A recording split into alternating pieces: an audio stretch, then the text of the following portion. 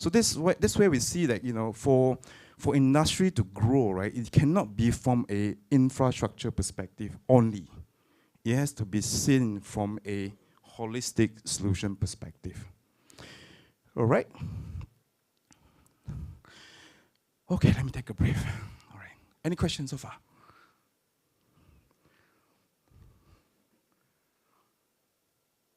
Great. It's either I made my point or you're completely confused, right? I don't know which one. All right. So our proposition, right? So let me preface by saying what on earth is RF 4.0. Some of you know, good for you. Some, not so much, right? Really is about knowing what, right? Knowing where, knowing what to do next, and making a proactive or remedial action. Really, this is the 4 key things of RF 4.0, right? So technology is there, solution is there. It's just about how you actually implement it. So, going to the meat of the conversation, so RF 4.0. Now I'm going to take a step back, right? Remember what I said about solution always come? But what you always need to ensure is the fundamental is strong, right? You cannot build a high-rise building on straws, right? So for manufacturing, we see private network as fundamental for them to implement something called lights out operation, essentially utilizing full robotics in the shop floor. Oil and gas, it's very natural. If some of you are familiar how oil and gas industry work, especially offshore, if you look at the pictures, the first thing you notice is very metallic, right? And the next thing you say, oh, how do I connect them? The fact of the matter is you can't connect them because all the platforms are 200 kilometers away from anywhere from land. So therefore, you may not necessarily have a fiber all the way in. But this is where private networks comes in because we are able to provide an island mobile network, do all the compute on the onshore, or only send very crucial information that's been post-processed over a constrained backhaul, something like VSAT or troposcatter for that matter. Okay. Right, so private network. So on the left-hand side, this is actually the architecture. You notice there's cloud over there. There's a solution stack over there, as well as our traditional services, SD-WAN, MPLS, also there. In my engagement with customers, the first thing is, hey Marvin, I got Wi-Fi, cheap lah. Yes, it's cheap. But does it meet your purpose, fit for your purpose, right? So this way, we took a little self-reflection and said, okay, what would be the best approach to deliver accelerated great service to our customer, to our partners, right? So there are 3. The first one is based on priority access. Second one is based on hybrid. Third one is based on dedicated. Don't worry, text is small for that purpose. I'll go in very deep in a short while. So today, you know Maxis for this, right? SIM card, right? I hope all you are Maxis subscriber, right? Because you are contributing to my salary.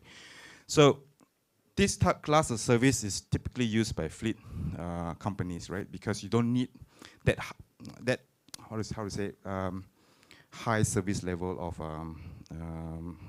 guarantee of service, right? As long as you have some connectivity. So we have 95% population coverage across Malaysia, and it's increasing day by day due to the investment we're putting every year. Of course, yes, I do admit some of your houses may not have 4G, but you come, just take a while, right?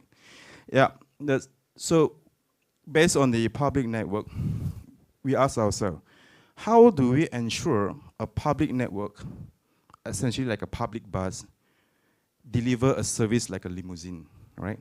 So there are technologies already in our network itself we have not been enabled. Essentially, you can see like this, right? The Maxis network is like a federal highway, right? I hope everyone knows federal highway. And on federal highway, during peak time, it's called federal car park, correct? So when it's federal car park, if you hear an ambulance coming behind you, what do? You shift your vehicle, right? So the ambulance go through. Likewise, in priority access, this is what we're doing. No matter how congested, once that particular connectivity is flagged as priority access, we'll let it through. So this class of service is really for those business mission critical. It resonates very well with the public safety organization like PDRM, Bomba, or even ambulance. But we're also seeing a potential use in ports and logistics, because some of the use cases may not necessarily warrant a full private network build, because it's going to be very expensive, right? Leveraging or existing Maxis mobile coverage, but giving that additional priority so that your business critical use case gets through. Second class of private network is what we call a hybrid. Increasingly, I think you get this slide. You don't have to take pictures, sir. Yeah, I think so. Right. So the second class of service is really what we call a hybrid. Remember what I said, we have 95% population coverage in Malaysia, but we also acknowledge certain areas, certain customers do not get coverage inside their facility, right? So this is where it comes in and says, we're gonna build and augment coverage inside your facility while leveraging on a mobile connectivity that's existing. But this class of service, hybrid onwards, has one key differentiator. You see this box here, the private LTE core. For all intents and purposes, that core network actually sits behind your LAN network. What does it mean? It means that there is data residency. There are ways for us to route the traffic that it never goes to our network. We never want to see the traffic, that information of yours, it goes into your LAN network. So it stays in your own network, right? So this is one of the pain points that I've heard from the manufacturing companies, because it relates to intellectual property rights. For oil and gas, it's the same. For some reason, I do not comprehend, they want all the information to reside within their local network, right? So the next class is actually dedicated. This is where we say we build a mini Maxis network in your facility, right? For all intents and purposes, if you have a Maxis SIM card that is not allowed to be on this dedicated network, you will not be able to log in, right? So this network itself is built in such a way that it's secure, and most crucially, your information is circulating within your own local area network, right? And why do you want this, right? I'll come to that in a short while, right? But this is a model we see largely implemented in oil and gas. Of course, there are certain few companies I'm talking to in the manufacturing companies in Penang who wants to implement 4.0, robotics, whatnot, where they see there are certain limitations attributed to Wi-Fi. This is where it comes in and says, we'll build you your private 4G or private 5G network for you. Okay. Okay, before I go, any questions? All clear? Good, good. You clear? Okay. So why do you need private network? Seriously, why do you need it, right? So if you look at this, right, it's very simple, right? You have your Bluetooth, right? But the coverage is range. I mean, I don't want to explain to you what's the range for Bluetooth. Then you got Wi-Fi, right? Wi-Fi typically has a very limited coverage range, right? And it's used for everything from your mobile phone to your laptop to your iPad, whatnot, right? But then when you come to private network, that's where the coverage is king, right? Coverage is king is, to some extent, the analogy I would say is this. For every 4 Wi-Fi AP, I will only need 1 cellular base station. From a business continuity, it means I don't have to manage 4 different Wi-Fi APs that will fail, right? And then in terms of capability, I'll come to that in a short while, it means simplest coverage, simplest continuity, right? So if you were to summarize this table on the left, forget about the Wi Maxis, that one you know already, but really on the left-hand side here, right? It's really about guaranteeing speed and latency, right? If I tell you in that particular spot, 50 meter by 50 meter, I'm going to give you this particular speed and this particular latency, that's my commitment. Can you get that commitment from Cisco or any of these Wi-Fi vendors? Probably not, right? Data and security and compliance. Anyone knows what is honeypot? You know what is honeypot? Honeypot is very simple. The analogy is this. You know honey, right? Sweet, right? You want to put your hand in, isn't it? You want to take it out, isn't it? Right? So it's the same. Today you can take a Wi-Fi a piece, right? Go to Starbucks, right? If you are a bit more advanced in terms of hacking, you can broadcast the Wi-Fi as Starbucks Wi-Fi. And if you want to do your banking and you do not know, you just log in, I will allow you access, and you start going to your Maybank to you, I can see every single transaction there, right? That's called honeypotting. There's no way today, as far as I know, to prevent this, right? For cellular, it's very simple. The only way they get access is a SIM card. No SIM card, no access. And some people can argue, I can buy SIM card from the market, sure. But the SIM card works based on almost like two-factor authentication. It means the network needs to recognize this SIM card, and this SIM card needs to recognize this network before it gets access. High network availability. We've been running this network for the last 26 years. I think I'm repeating this again, right? And you know, in my timeline in this company, I only know major outage maybe twice, right? And that's me 17 years in the industry. So, you know, there are a lot of technology that's being built into cellular to ensure high availability. That also leads to scalability and reliability. The network we build today is ready for 5G. When 6G actually rolls around, it will be a seamless integration to that as well, right? From an upgrade perspective, investments probably very minimal, right? Can't be said about Wi-Fi though. You invest in Wi-Fi 4, now you got Wi-Fi 5.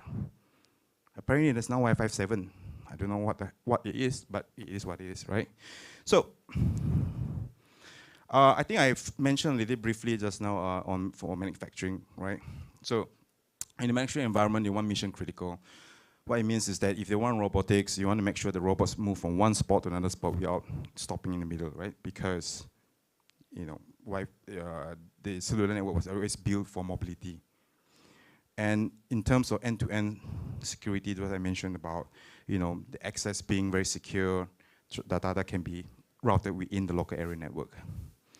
When we go to oil and gas, similar story, but slightly different environment, right? In oil and gas, because the equipment is metallic, Wi-Fi, what they found out is that they need to deploy a lot more Wi-Fi to cover a certain area and still not be able to cover the area they want. How does it resonate with the manufacturing companies? It's the same. I've been to Proton. I've been to a few. I shouldn't have said Proton, but anyway, I've been to a few factories. Right. One thing that stands out: a lot of the machines are metallic, right? And the constant feedback I got was, they build Wi-Fi network. It was all well and good in the first year when they start putting in equipment, putting in racks in warehouse. That's where they start to see, oh, I need to invest more in Wi-Fi. And then we invest more in Wi-Fi, they got problem with interference. They need a guy to do optimization. It's a vicious, never-ending cycle, right? So this is where we say, okay, you know, since cellular was always built for that kind of environment, and since optimization has always been the, you know, first level of our design. So that's why we say, why don't we bring this capability to our partners? Okay, so quickly, very briefly, I think there's a video, but before I go to the video, yeah. So this is really give you a flavor in terms of what we say, why we think Maxis, I allow you to challenge this view. But this is what we think, right? So we did a coverage simulation for a plant that's 500 meter by 500 meter. It would take us about 400 cellular access points versus 2,500 Wi-Fi access points. What does it mean in terms of TCO? I don't know.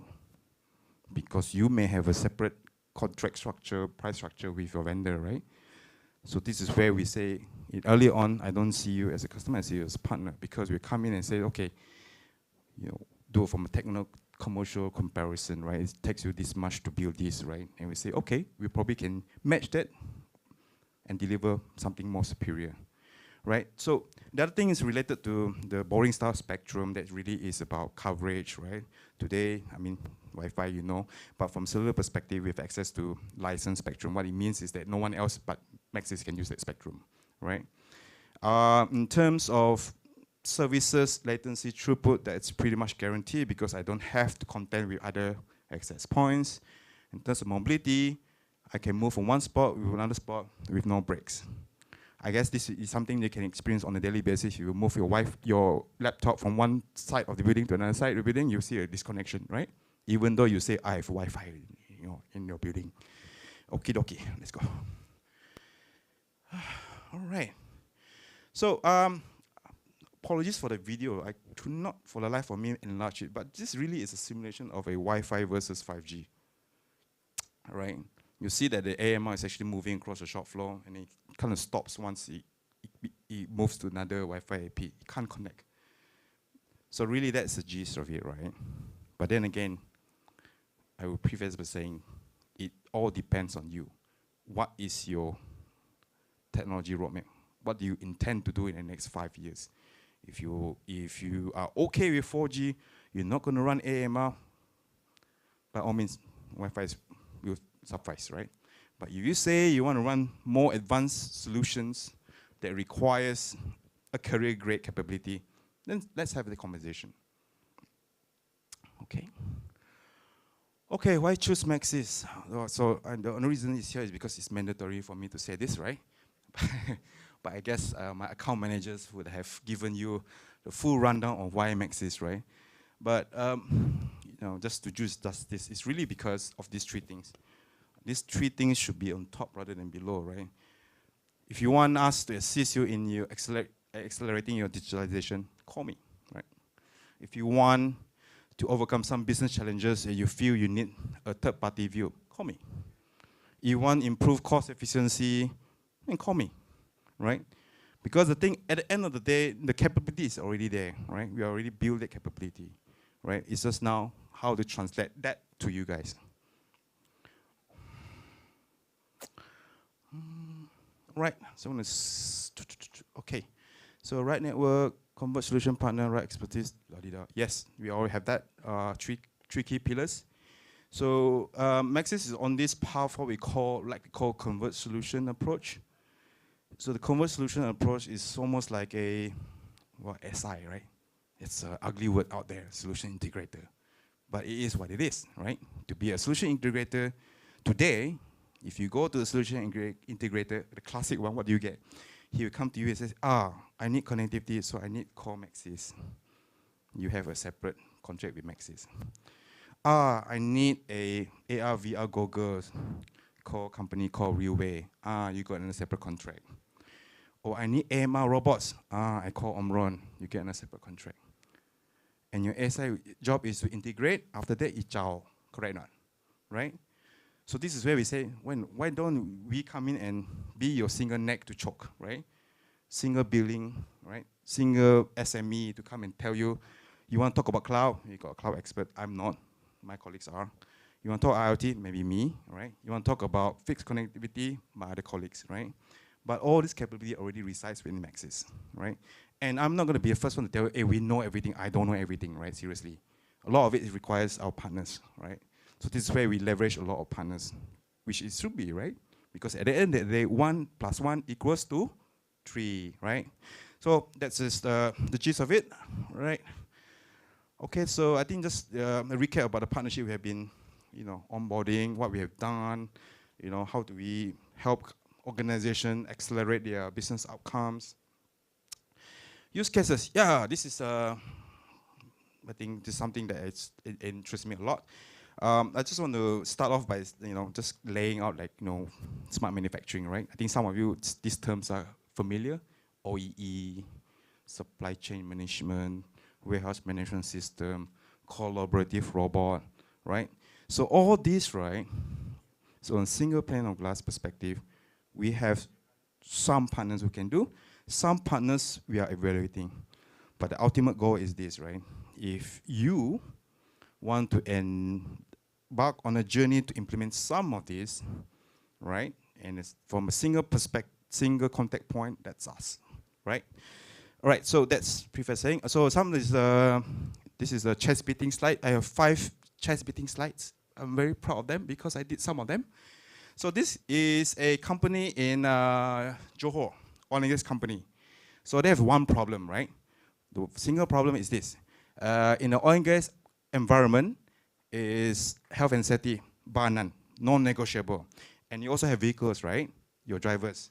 How do you ensure your vehicles stick to the speed limit? How do you ensure your drivers don't unnecessarily park their vehicles, enjoy aircon, right? So this is where we have a fleet management system implemented, and it's very bespoke, right? You can go out there, buy the cheapest one, good, well and good. But then if you want to talk about integrating to your ERP system, to your vehicle booking system, to your driver booking system, that's where we come in, right? So that's that. Next one is this fishbowl company, right? I think the proof is in the pudding, lah. They save money, lah, right? I mean, that's what everyone, right? Just by putting a sensor in the vehicle, means the driver doesn't drive like a F1 driver, right? He goes from point A to point B because you, the tauke, you know where he went, right? And you can question him, right? This one is a bit more specialized, right? So this company came down and said, hey, I do rentals of pumps, generators, whatnot. My problem is after I rent it to this construction company, my staff cannot find the damn thing. I mean, it sounds very simple, right?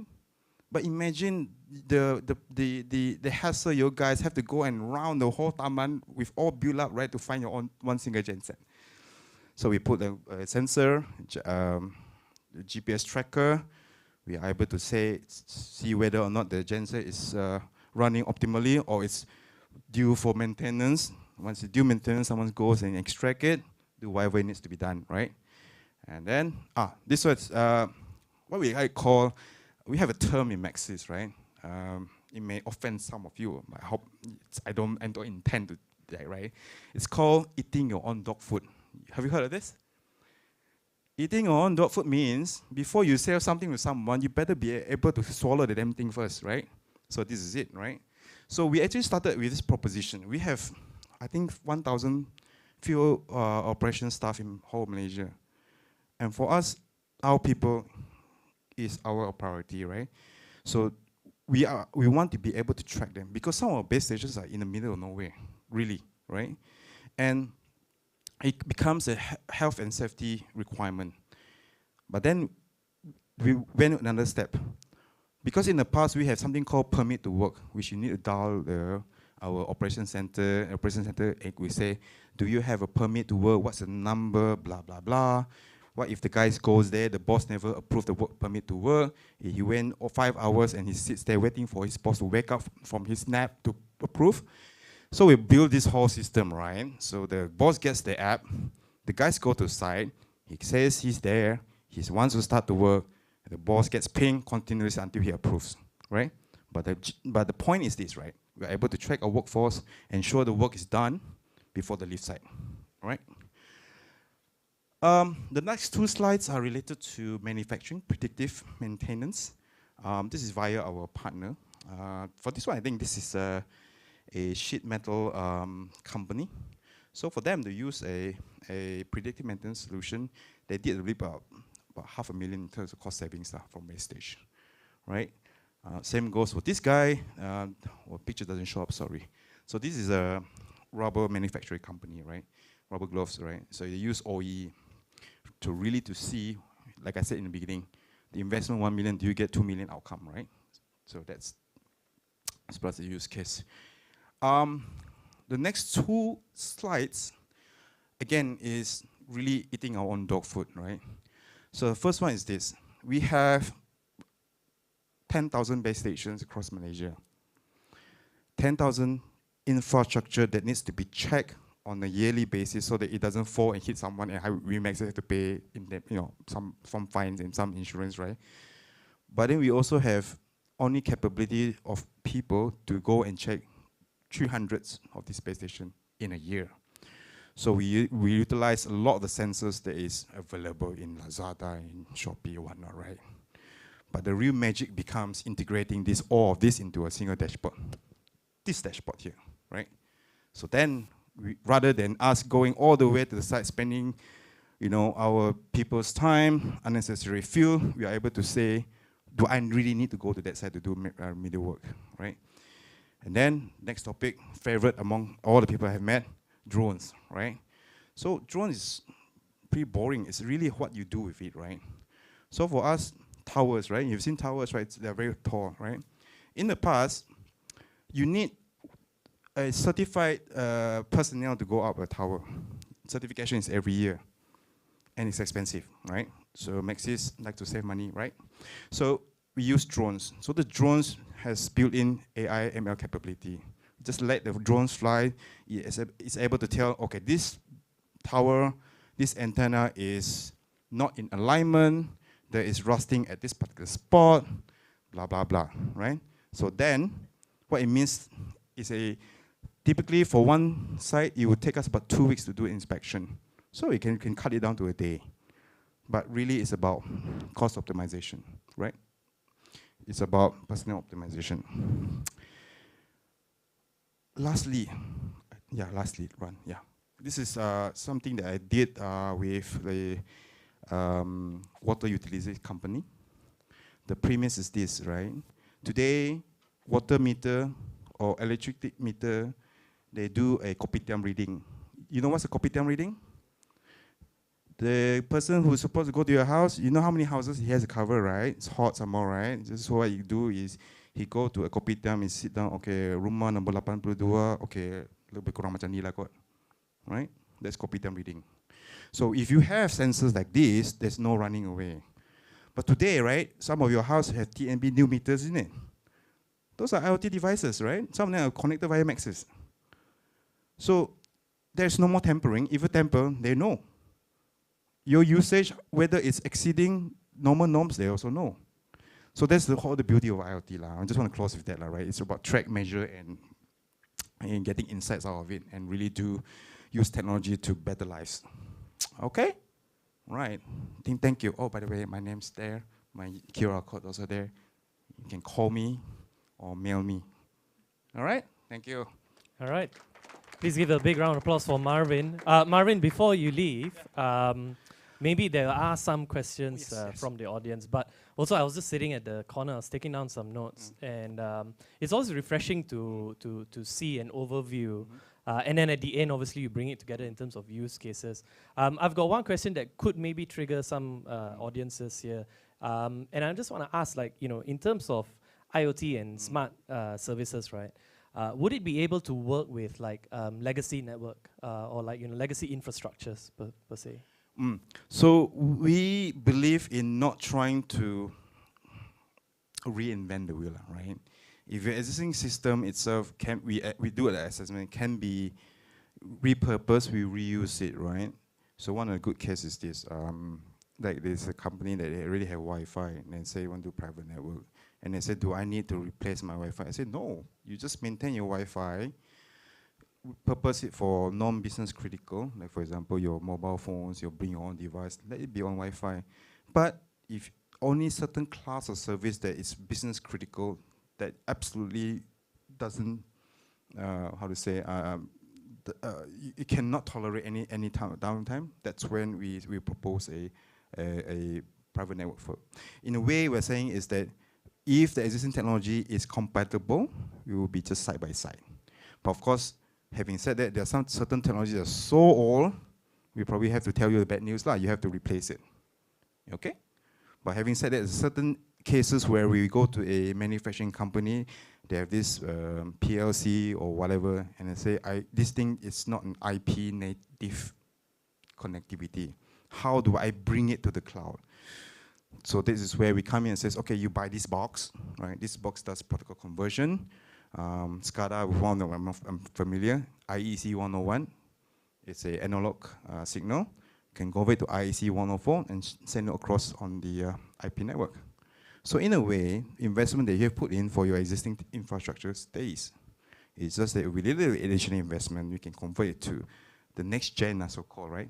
So that you can still protect investment as well as go on this digitalization journey.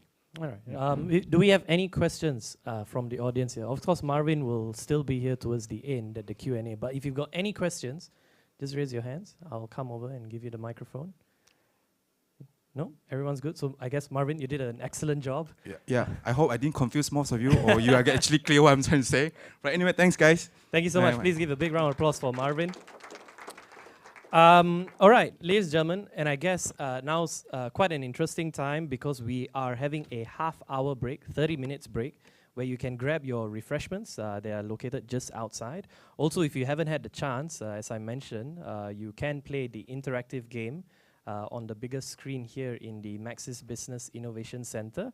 And do head back here in half an hour, which is 10:50. So 10:50, make sure you come back here because after that, we will have Tim Dixon, who is the Head of Data and Analytics Sales Lead and Business Development Malaysia and Thailand for AWS to give his talk.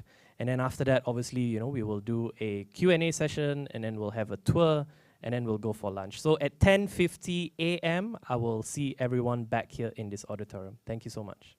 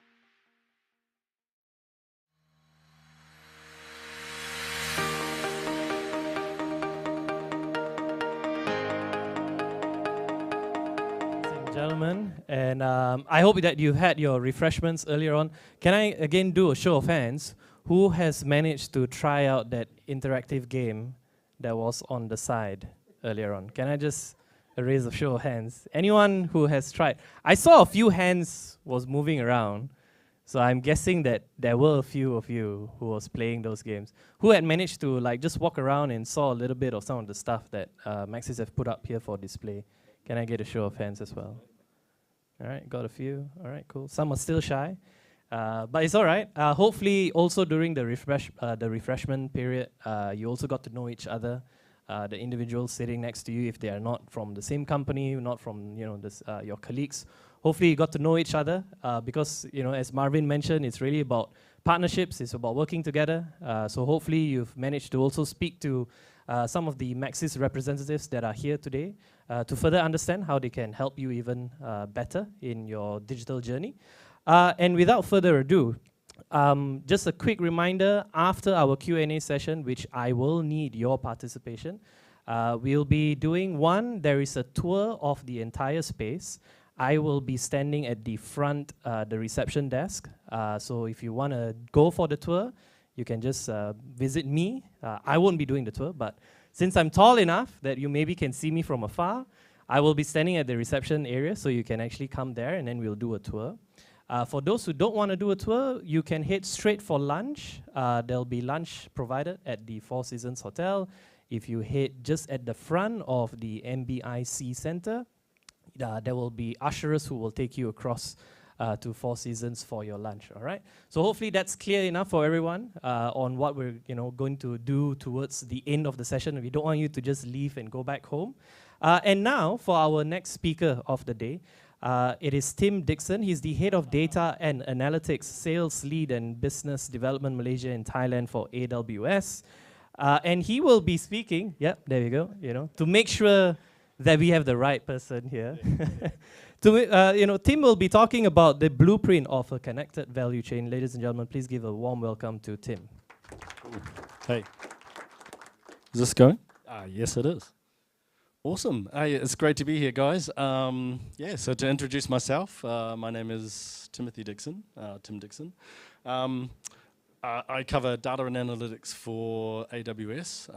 So for data and analytics, that means everything from collecting your data, to ingesting your data, to organizing and storing, to your BI, to your data science, so everything end to end from the data perspective. If you're wondering where I'm from, I'm originally from New Zealand, but I've lived here in Malaysia for 11 years, and I have been a Maxis customer for 11 years, so I'm proud to say that. So very much at home here in Malaysia. So what I wanted to talk to you about today was probably a bit broader than the last topic. I want to talk to you about end-to-end value chain or supply chain. So we're talking everything from kind of like source to distribution to consumption of whatever it is that you do. So I know that we've got a variety of different industries here. We've got manufacturing, we've got retail. So I'm going to cover quite broadly, but I'll try and zoom into various kind of topics. To me, value chain is kind of 5 kind of key areas, right? At the start of it, we have kind of planning, and it's a very simple thing. If you think of it at the heart of it, value chain is demand versus supply, trying to marry those two up. So if you're in retail, it's what do my customers want and when do they want it? And how do I work upstream to make sure I source the right goods and services for them in the right place? If you're in manufacturing, you're sitting right in the middle of that process, right?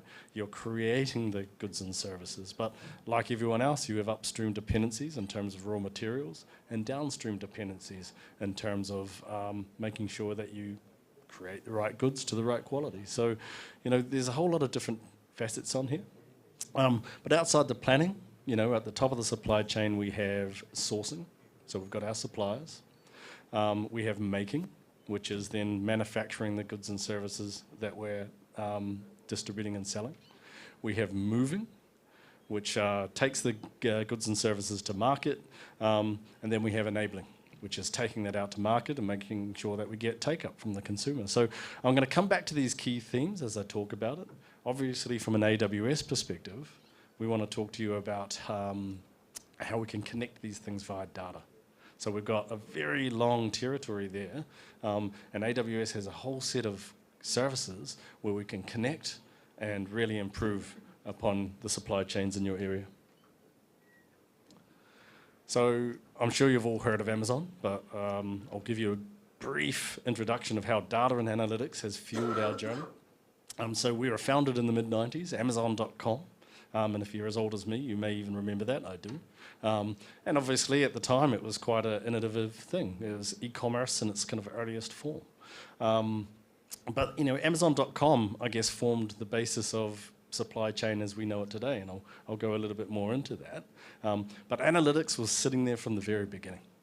So we kind of pioneered a lot of the early personalization, you know, people like you. So, you know, we would create customer 360 views. We'd understand the profiles of our customers. We would use that to try and personalize the recommendations that we made for our customers to make sure they got an optimal experience. But working backwards, we would make sure that the supply and demand would meet those customer needs. So data was there from the very beginning. And interestingly enough, it was the infrastructure and the compute and storage that we developed around here, which was actually the birthplace of AWS, Amazon Web Services, which is who I work for. So as we developed, we grew such a infrastructure that we began to offer this to our customers. So that was kind of almost the pioneering of the cloud back in the days. And you know, as we've moved along, you know, you've seen a whole bunch of our services. Amazon Prime is probably the evolution of Amazon.com, which is the massive e-commerce, you know, which is present in so many different countries now at a massive scale. You've got, you know, our videos, and right to Amazon Go, which is fantastic, which is the next evolution in kind of retail. Just walk out stores in the US, where you literally go in, you pick up what you've got, and you walk out. Everything is automated, from inventory replenishment to the receipt and the bill. You don't even check out. So data and analytics sits very much at the core of that. But if we take it to our supply chain, I'm even going to go earlier than 2000. If you look back in 1995, 1994 and 1995, when Jeff Bezos started up Amazon.com, his first fulfillment center was actually his garage. So if you think of your warehouse where he's storing all the goods and services, it was literally one little room. And you know, he was offering up on an e-commerce site, taking demand, fulfilling himself. By about 2000, you know, by the time we'd gone public and we're quite a large company by that stage, you know, still very much in the US, but we had, you know, a number of different fulfillment centers spread across the US, and that was kind of the beginnings of our supply chain.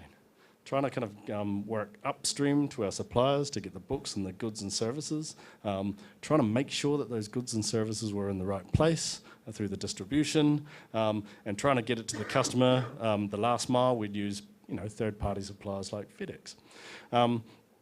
At the time, we thought it was pretty pioneering. It would take about 18 hours to get goods after they were ordered out of the fulfillment center. It would take a couple of days to get them to the customer.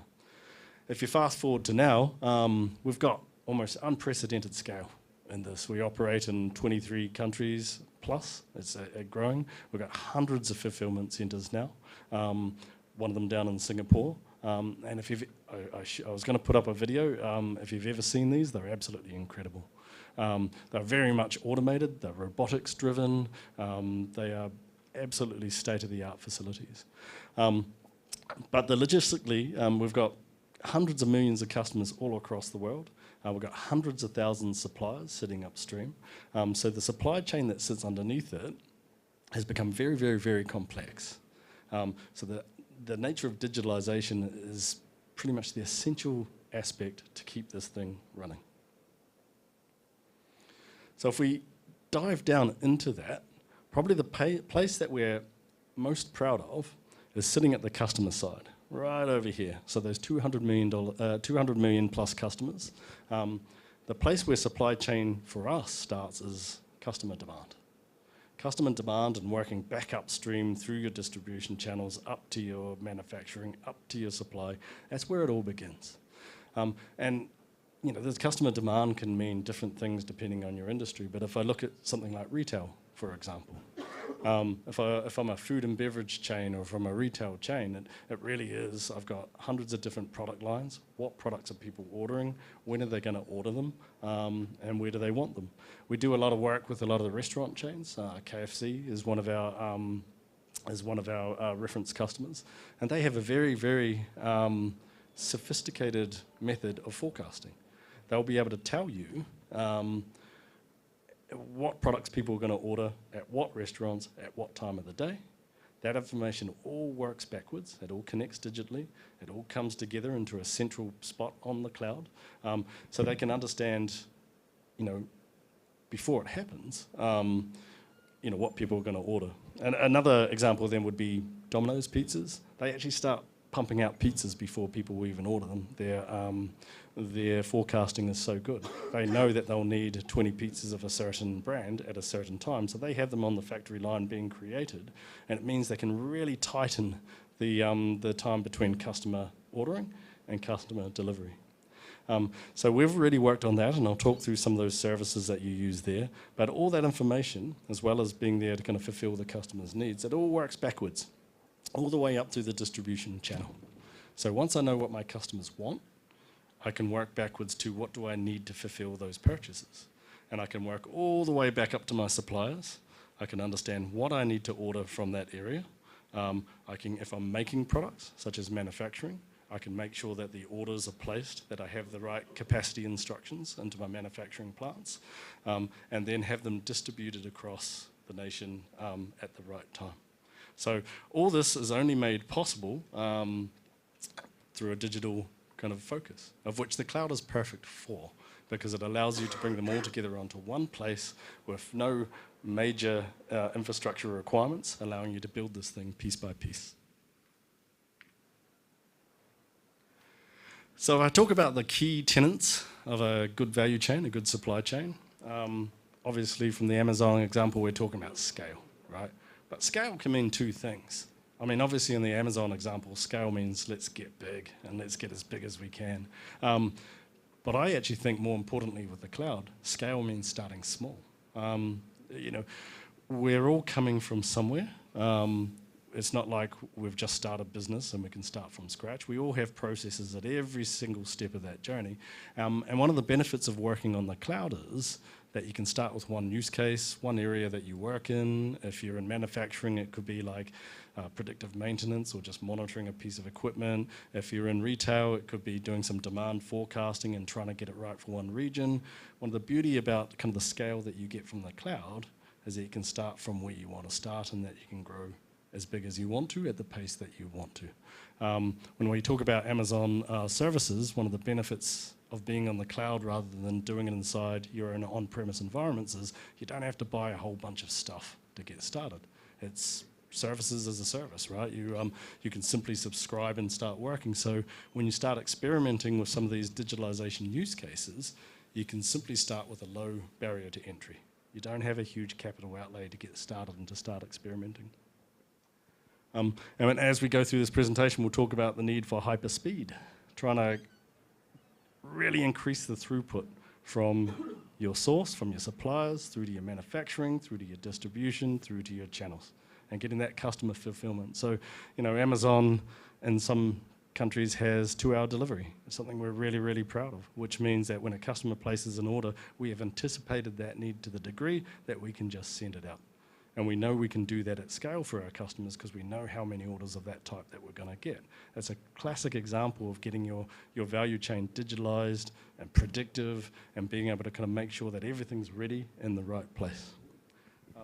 But it comes from relentless innovation. And I know innovations is such a buzzword, right? But innovation simply means with whatever it is that you're doing in your organization, try something new.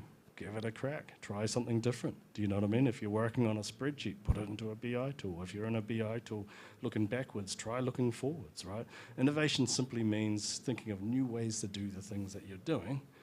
This is when we talk about use cases, and all those use cases can collectively come together to driving yourselves forward into kind of a more advanced state. But probably the thing you'll hear the most from Amazonians is customer obsession. Customer obsession needs to sit at the heart of everything that we do. So making sure that we're always striving for the best result for our customers. And I see that every customer that I go talk to has the same kind of mindset. I was out with one of my colleagues at a manufacturer the other day, and they were talking about relentless quality. They said quality sits at the heart of everything that they do, and not just because it pleases the customer, because it makes everything better. It's the very lifeblood that they move from. If they don't have quality, they don't sell goods. If they don't sell goods, they don't hire their staff, and they just can't keep doing what they're doing. So customer obsession fuels all the use cases at every single part of that supply chain.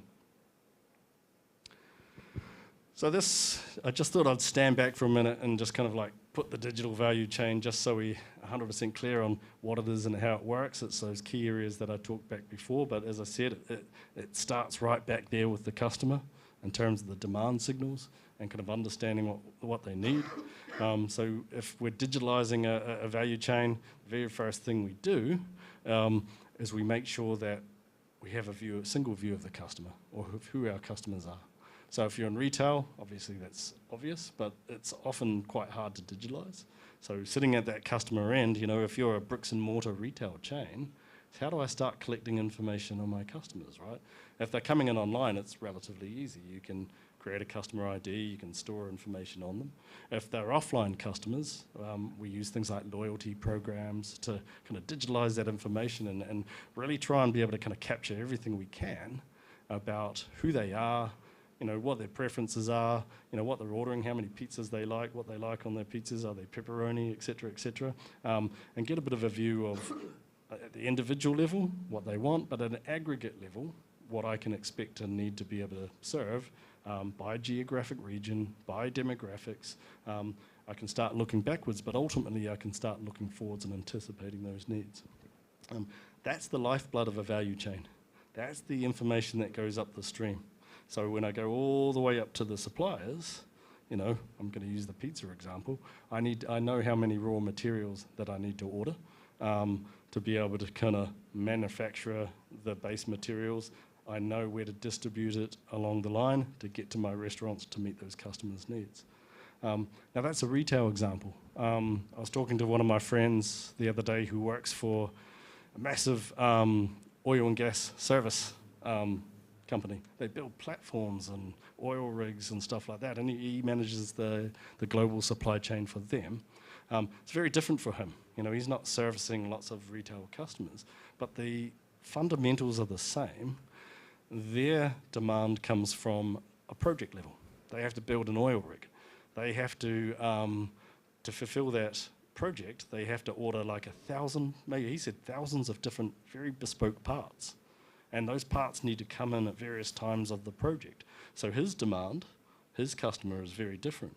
But the fundamentals are the same. They send a bill of material, a couple of thousand bills of material up the chain to their suppliers, specifications of the things that they need, and then they need to be able to track that, each little piece of things that they need to track that through its manufacturer, through its distribution, to make sure it gets into their project at the right time. So the concept of digitalization for them is be able to bring all that information into one place. So that if all those thousands of things that I need to be able to list that bill of material. I need to be able to track each of those things, have a record that comes back down into the data lake, and I need to be able to track its manufacturer, its quality, and its timing of delivery so that if it's not going to happen, I know well in advance and that I can have a contingency in place. And that contingency, you'll hear this many times, is what we call supply chain resiliency. So supply chain resiliency is always have a backup plan.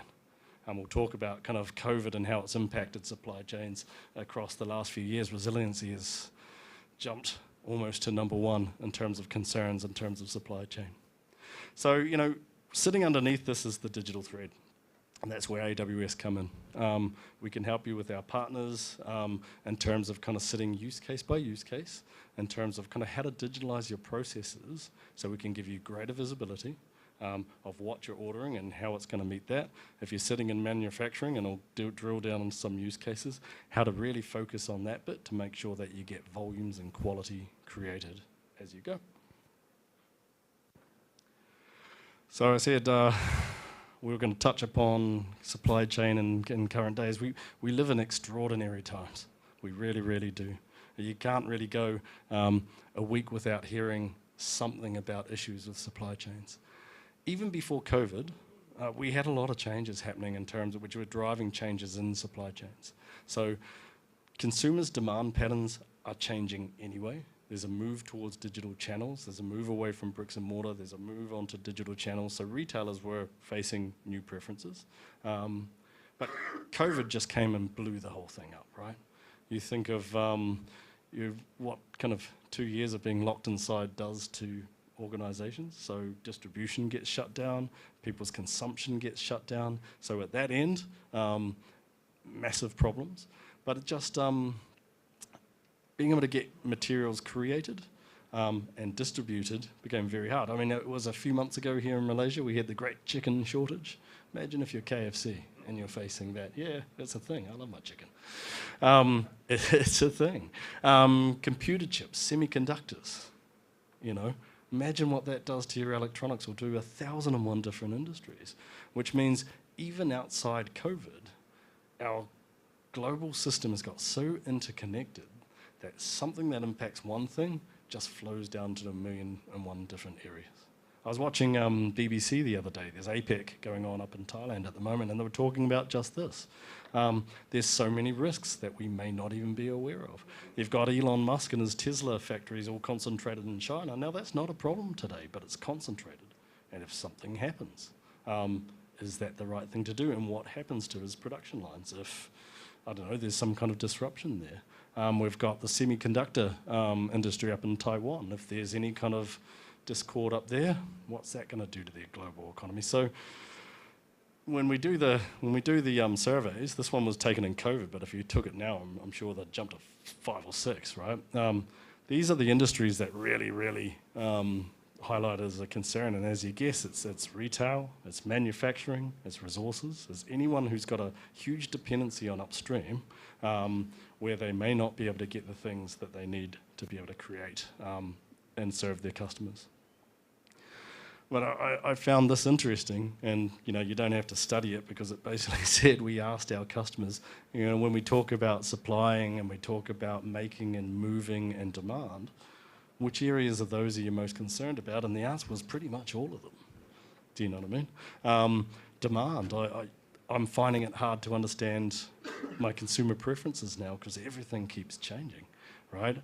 I was here in Malaysia talking to a big retail outfit. They have online and they have offline, and they were struggling because there was a jump from offline to online, back to offline, and now they're struggling to figure out where the consumer preferences really lie. So, understanding where customers like to do business, but also, you've got outfits like Lazada, Shopee, probably us as well, actually, in terms of having this massive surge during the pandemic, and then demand slowing down and trying to react to that, right? So we live in extraordinary times. It's getting harder and harder to really anticipate what our customers need off the back of that. But then, of course, you've got all the issues that I talked about before in terms of inventory shortages and production delays because of material shortages. I mentioned the chicken one before, right? That's just one of many, right? Just one thing goes wrong, and it could cause a lot of issues with our chain. So that's where we get the concept of supply chain resilience. We've now begun to think of not just having one way to do things. We now need to think of having multiple ways to do things. So if something goes wrong, what's our backup plan? If we don't have a certain customer for a product, what product should we offer instead? If we don't have a certain supply, what do we offer in that place? So that's supply chain resilience, but to have supply chain resilience, you need trackability, you need traceability, and you need to be able to kind of analyze that information to figure out what your backup plan should be. So, just to draw a line under that section, if you ask me what the key 3 things that we need to manage are, is number 1 is always going to be demand. We always need to know who our downstream is. So if you're retail, what is it? Is it my customers? What do they want? If you're manufacturing, what do I need to be creating? When do I need to create it? How do I manage the quality to the expectations? We need to, first of all, make sure that we know what our target is. To manage resilience, we need to be able to kind of have this information digitalized so that we understand the traceability all the way through the chain, have that backup plan if we need it, especially if we've got key material availability, and we'll talk about some of the technologies available for that. And probably the one area I should have mentioned, sustainability. Almost every single company today, and rightfully so, has a sustainability goal.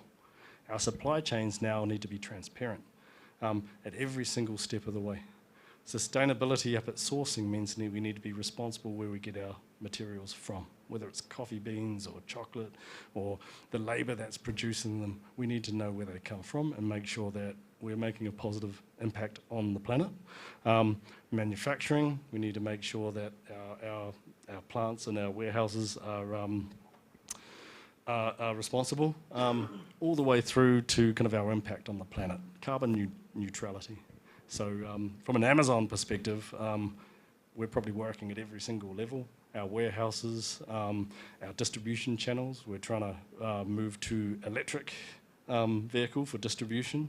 We've got a goal for hitting carbon neutrality. I think it's by, I can't remember what date, 2033 I think it is. So, you know, in terms of what do we need from a data perspective, what do we need from an infrastructure perspective to bring this all together?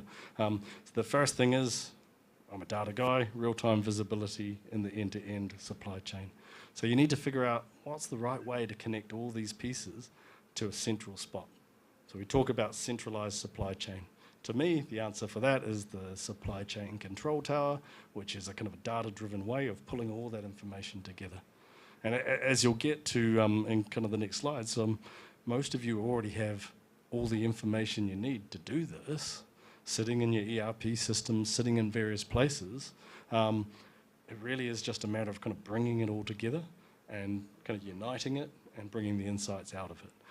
One of our mantras is to work with what you've got first. You know, a lot of our customers like to go out and try and find weird and wonderful sources of data. Half the journey starts with your own kind of existing ERP systems and bringing them together. Demand forecasting can begin today if you're not already doing it. And that brings us to kind of bringing that data to actionable insights. So once you've got that data in one place, what are you doing about it?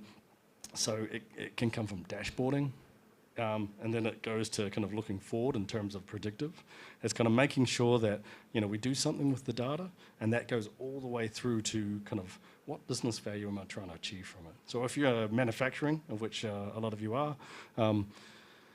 it's going to be, what am I actually trying to achieve? Any data use case for us starts with a business use case. It's like, my equipment keeps on going down once a month. I want to stop that from happening. So predictive maintenance, right? You know, I want to be able to improve the time that it takes to get a certain volume out. So trying to get operational efficiencies. So it's kind of working backwards from that data to kind of make sure that it comes together into something that makes sense. External data sources is very important as you move along your journey. And a lot of that can mean kind of like your suppliers. It could even mean, you know, we were working with a manufacturing group here, and we're trying to do some spend analytics. So we were working on, they were trying to optimize the inventory that they kept. So they only wanted to purchase what they needed. But all those suppliers were like 101 different companies throughout Malaysia. So getting that information into one place was crucial. Because yes, they could measure their purchase orders and see what they were asking for, but getting that information in and connecting it, it needed a lot of connections to a lot of different places. And, you know, these are little manufacturing things, they're not data collectors. So this information's coming through in like one big bulky box. Do you know what I mean? So we've got the technologies of taking kind of dirty data, picking the key bits out of it, organizing it, planting it in the data lake, connecting it, allowing you to connect what am I ordering versus what they've got and where. Once you've got all your data together, you can build a little dashboard, you can see what's happening, then it's moving on to predicting.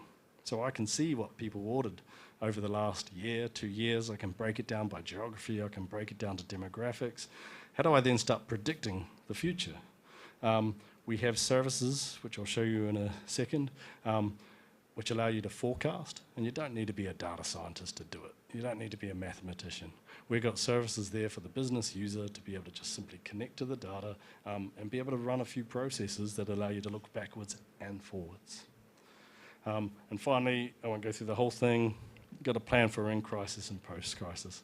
That's probably the biggest lesson of COVID is, what do I do if the chicken dries up? You know what I mean? What's my backup plan? Do I have alternative suppliers, right? So having this all in one place allows you first of all to assess the risks and then to manage the risks. So finding the right use case, right? Depending on where you are, who you are, what industry you work in, you know, some of this may resonate with you. Myself, I'm very much on the demand side, the customer side. Kind of use case could be trying to demand, you know, improving the forecast accuracy of what our customer wants. It could be trying to improve the recall rate of the quality of the products that's coming from the manufacturer and from upstream. And I'll go into some of these in a bit more detail soon, but kind of the key thing is that we don't come and just try and digitalize everything and try and say, hey, move all your stuff to the cloud. That's not the right way to go. We call that source to target. We like to go target to source, which means you should really start your digitalization journey doing one or two things that you really want to do, right? Bring your data across incrementally. Build your processes incrementally. If it's like building a house, it'll be like building one room, getting that right, building another, building another. Look, you may want to know what all the use cases are before you start building, but ultimately when you actually go to build, we want our customers to do it a piece at a time, because we find that most customers who try to do everything big bang usually get stuck. It's like trying to eat a whole burger in one bite, right? It gets, you know, it's just not going to go down. So we tend to start with our customers very much on the demand forecasting side. But if you're in manufacturing, then there's a ton of use cases that we can start working on in there. We do a lot of work. We just saw in the last presentation about the IoT side of things. We've got a whole lot of weird and wonderful IoT use cases that kind of monitor your equipment and manage your equipment. We've got digital twins that allow you to kind of monitor your entire plant remotely, which means you can kind of be more effective and efficient in terms of how you monitor the goings on. There's so many different things there. Then moving from the manufacturing down to transportation and logistics, making sure that we're kind of accurate and efficient in terms of how we get our materials around. We do a lot of work for kind of like ports and a lot of the big transport and logistics companies, getting the kind of the boats and all the boxes and all the containers around the world, which during COVID was a real nightmare. We found that, you know, they'd have like 30 ships going one way and only one coming back, which was killing their business. So we've done a lot of work there as well. But of course, any use case needs to come with a business lever that you're trying to pull. You know, there's no point just doing stuff for stuff's sake. At the end of the day, when we work with you, we will sit down and we'll say, hey, what's your use case? What are you trying to get out of it? You know, what's the business lever? Because it always costs stuff to do things, right? So if you're going to do some product allocation out to your retail network, right, we'll work with you to understand what that means to your business. So if you get better forecasting accuracy, is it saving you cost in terms of wasted inventory? Is it increasing your sales? Is it increasing your customer satisfaction? We really do want to sit and work in terms of what's the business case for what it is that you're trying to do. That way, as you do digitalize, you know that you're getting real and demonstrated value as you go. So as we work backwards from the use cases, kind of we start building what we call the supply chain control tower, or just a data lake if you want to call it that, for supply chain purposes. But we start we look at the use cases and we start looking back into the data that we have to fulfill it. And there is no big mystery here. The data tends to be, a lot of it's sitting there in your ERP systems, right? You have purchase orders from a demand perspective. You'll have a lot of production materials coming from your manufacturing plants. You know, if you've got SAP or whatever system you're using, most of it's sitting right in there. So, you know, when we do those first use cases for you, that's the first place we look. It's very rare that we go out to external data sources first. But that said, if your use case is a burning platform one, like the one I mentioned before about getting supply and demand, then maybe we will. We will then look to work backwards. So in other words, the very first thing we try and do is kind of start, once we get your data together and united, we'll look backwards to try and explain what happened first. So that's your BI journey. We start kind of putting dashboarding in there. A lot of customers have dashboards or a BI system. If you've got one that you like, then we'll use that. If you're doing it in Excel, hey, we'll upgrade it for you. But we'll look backwards to first of all try and explain what happened. And then we'll move upwards in terms of looking forwards, in terms of predicting what's going to happen. Because that's probably the most important part of a supply chain is, yes, it's great to be able to kind of do descriptive stuff, but we're talking about operational analytics here. So we need to look forward, we need to predict, and then finally, we need to pass that information back so someone can do something about it. And that's kind of closing the feedback loop, which means if it's demand forecasting, it's getting the right products to the right place at the right time. If it's predictive maintenance on your manufacturing plants, it's intervening before the thing blows up. Yeah, so that's kind of the way we look at things. But the secret sauce from a good supply chain control tower, from a good data lake, is really bringing all this together. So in the supply chain, it's bringing the enterprise data to the manufacturing and the operational data, to that third-party data together into one place and united. So I mentioned about getting kind of into kind of some of those use cases, and I'm not going to talk about individual use cases, I'll talk more about themes of use cases. The first one, and to me the most important one, is your customer centricity, which is your kind of your demand forecasting, but to be honest, it can be anything forecasting. We've got a service called Amazon Forecast, which brings this mathematical technique into the hands of kind of everyday users.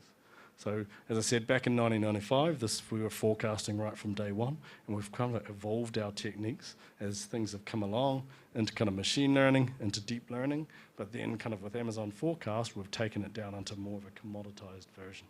So you don't need to have a bunch of kind of data scientists sitting around pulling all this data together. It starts with the data, goes on to the AI ML. So if you're trying to forecast your demand, the key past always predicts the present, right? So you always look at what people wanted when at different times, but it's kind of bringing contextual data in around it, right? So weather patterns and geopolitical, geodemographic kind of trends. I used to work in banking. We used to do a lot of forecasting of kind of delinquencies and if people are going to pay you back or not, and we used to find that kind of geodemographic data and external data tend to be the best predictors of what people wanted.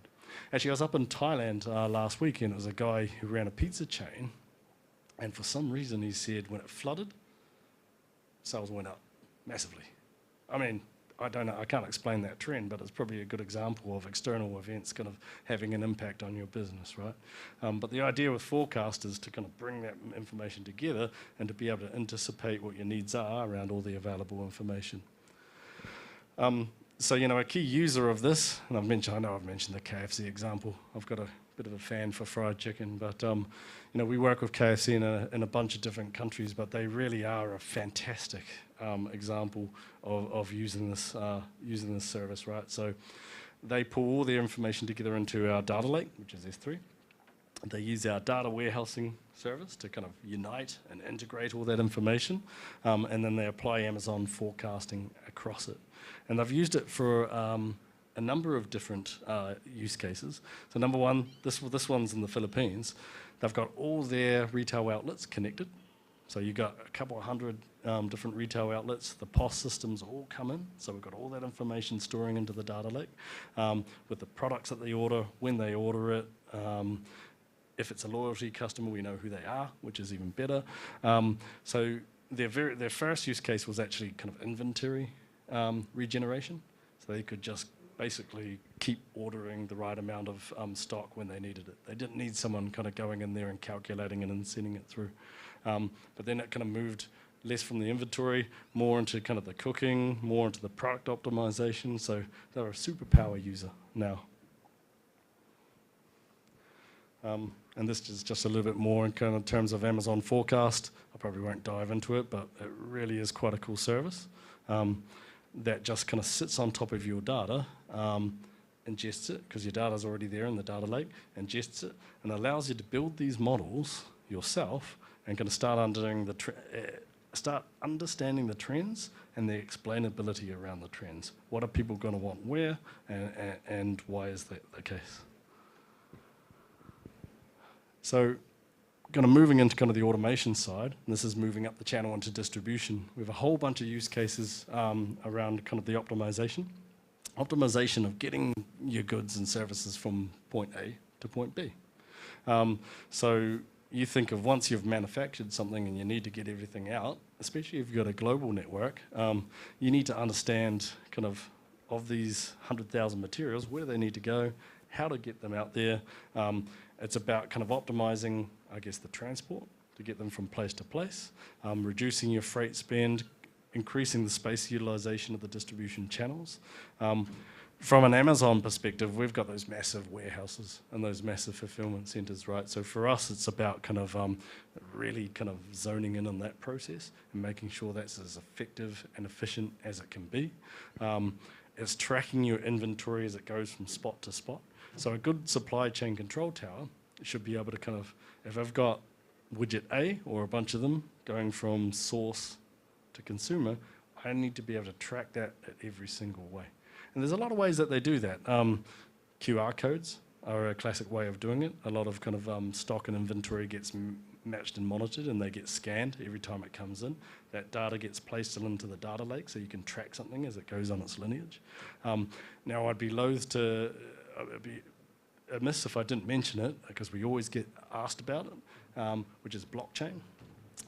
Blockchain for supply chain has become a wonderful service in a specific area. So what we have here is what we call a centralized supply chain. Blockchain allows you to have a decentralized supply chain. So blockchain, for those who aren't familiar with it, it's kind of a database concept, right?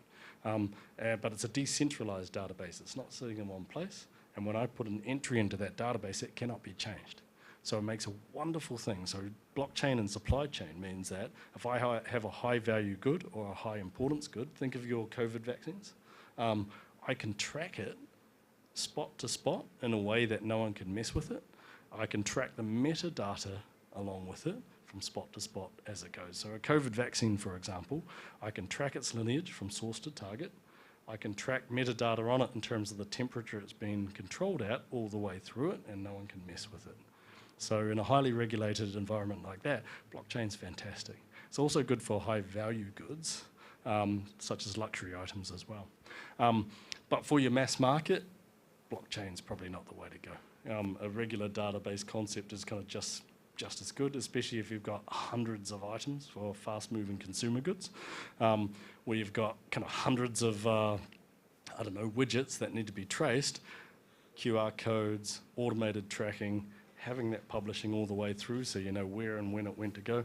That allows you to unlock these use cases down below, such as inventory traceability, and really kind of tightening up the way that we get our goods from source to target.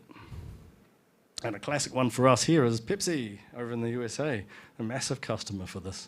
To them, it's like a big game. It's like trying to really tighten it up. They have a kind of productivity metrics in terms of how full every truck is, so that they're not underutilizing space. So, you know, they're trying to get their goods out right across the USA from a limited number of fulfillment centers out to a kind of a huge distribution network. What they're trying to do is really kind of just minimize the number of movements. So it goes from spot A to B rather than spot A to B to C to D to E, and minimize the number of kind of connections that they do. So they kind of do a lot of kind of like neural network analysis sitting on top of that data that sits within their data lake. Finally, if you're talking about resiliency and sustainability, so this kind of gets more into kind of your supplying and your manufacturing side of things, we've got a whole lot of use cases up there in terms of kind of really optimizing kind of a lot of your manufacturing plants, making sure that, you know, things don't break down when they're supposed to stay up. One of my favorite ones is Amazon Monitron, because I spotted an Amazon Monitron appliance sitting out there in the room. So if you go out there, you'll see one of these appliances. Amazon Monitron is a wonderful IoT device. which can measure pressure, it can measure temperature, vibration, a whole bunch of different metrics. You can attach it to equipment. It streams that information. You can then put a dashboard so you can monitor that piece of equipment from afar. You can attach Amazon Forecast to it that says, hey, based on its operation, is this thing operating effectively or is it likely to break down? So this unlocks a whole lot of manufacturing use cases such as predictive maintenance and predictive performance of your equipment. We also have kind of vision analytics so that we can do visual inspection of both your site and of the products that are coming out of it. We have a massive oil and gas customer called Woodside Petroleum, based out of Australia, and they have taken visual inspection to a massive degree. They actually have drones kind of flying around this massive plant of theirs, but continuously producing images and visual machine learning algorithms actually kind of looking for things that are out of order. We also have it kind of looking, and I've got a use case in a sec, which actually looks at the product as it's coming out. Think of agriculture. A lot of the plantations here in Malaysia have it against their. Actually, I was talking to a durian farmer yesterday. They use these.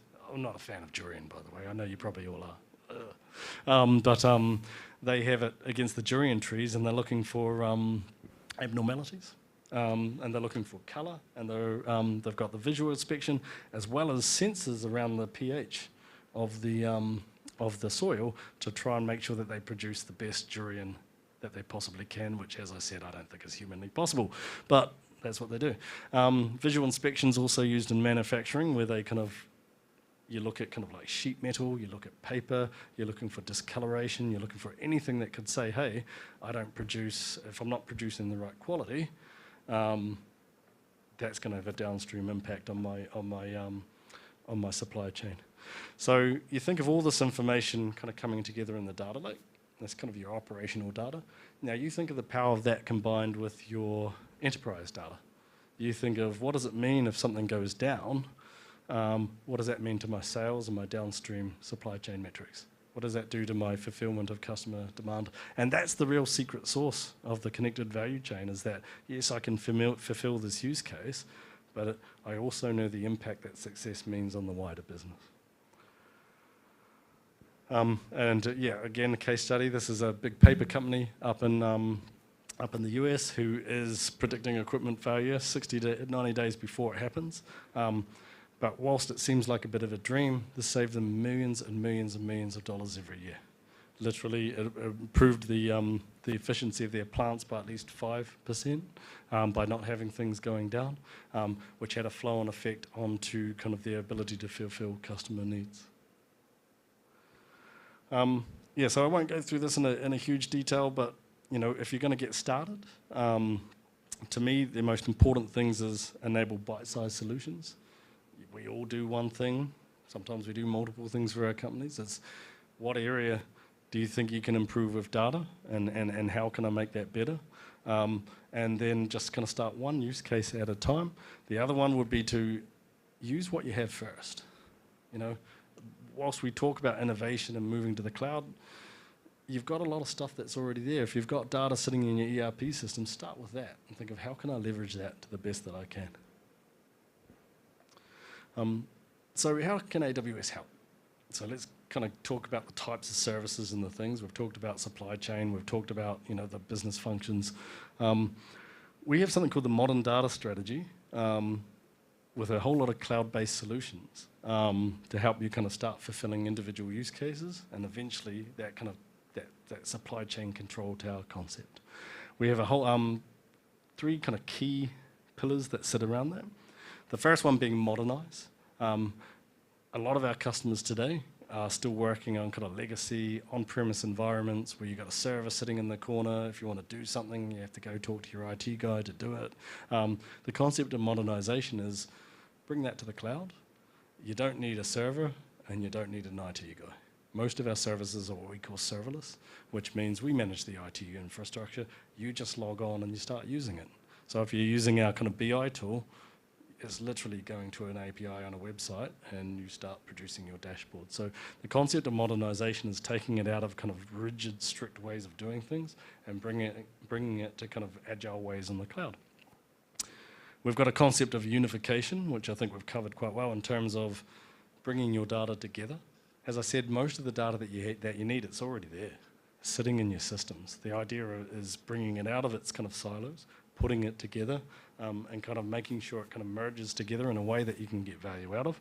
So it means you can go to that third way, which is innovate, which is make sense of it. Look backwards, understand what happened. Look forwards, predict what's going to happen. So they are the key pillars that we work on with any kind of use case. And we've got so many different tools to throw at the problem. But as I said, it's use case driven. So if you're looking at a classic dashboarding problem, we're not going to throw the kitchen sink at it. We're going to recommend a set of services that solve your problem. But it'll work through that data lineage. We'll first of all kind of work out what is it that you want to do, design that process. Then we'll look at, okay, where does the data live today? How do I source and ingest it to put it into a data lake?